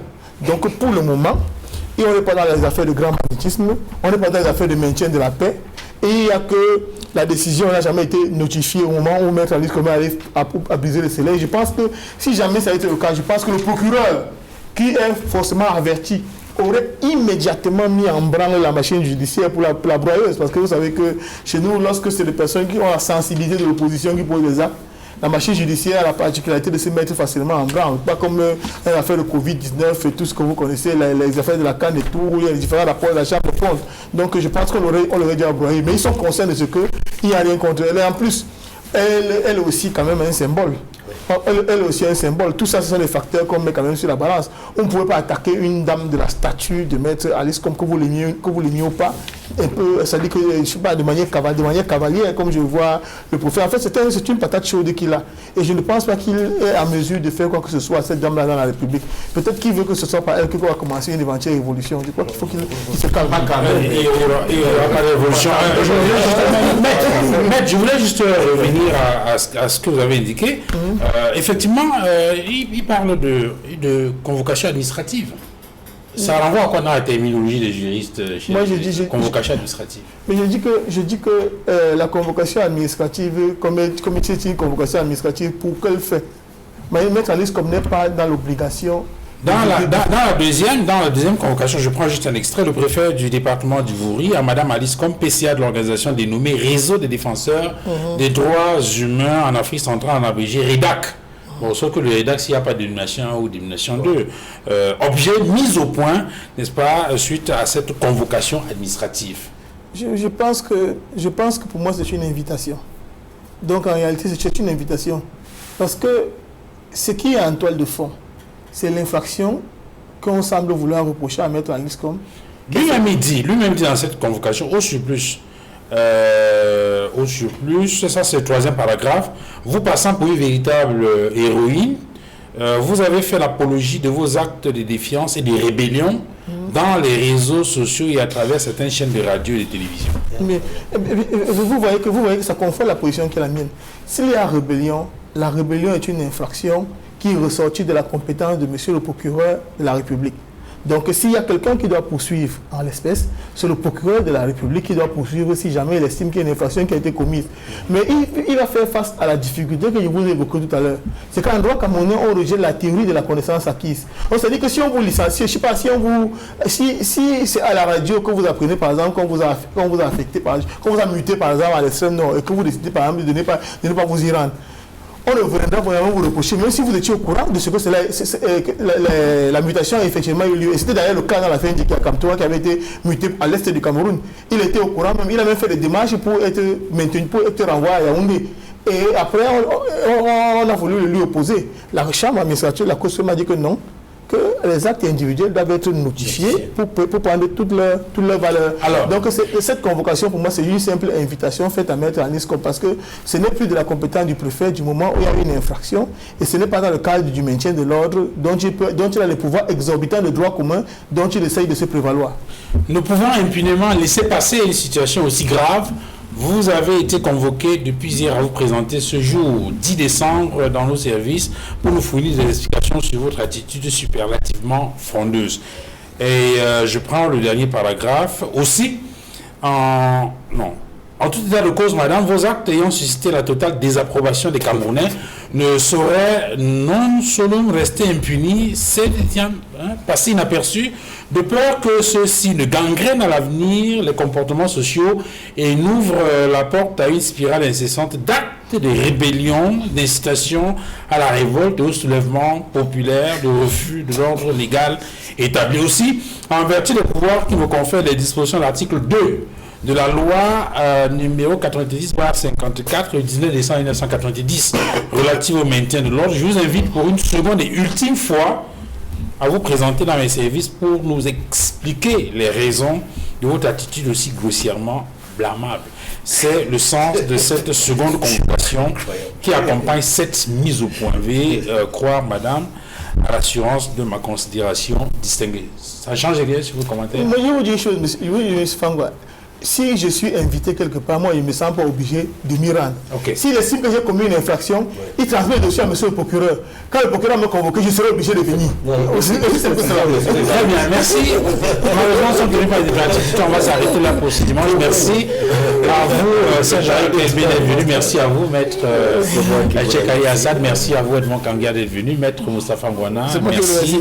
Nous vous souhaitons donc un excellent dimanche et à très bientôt. J'aimerais. On va dire comme ça.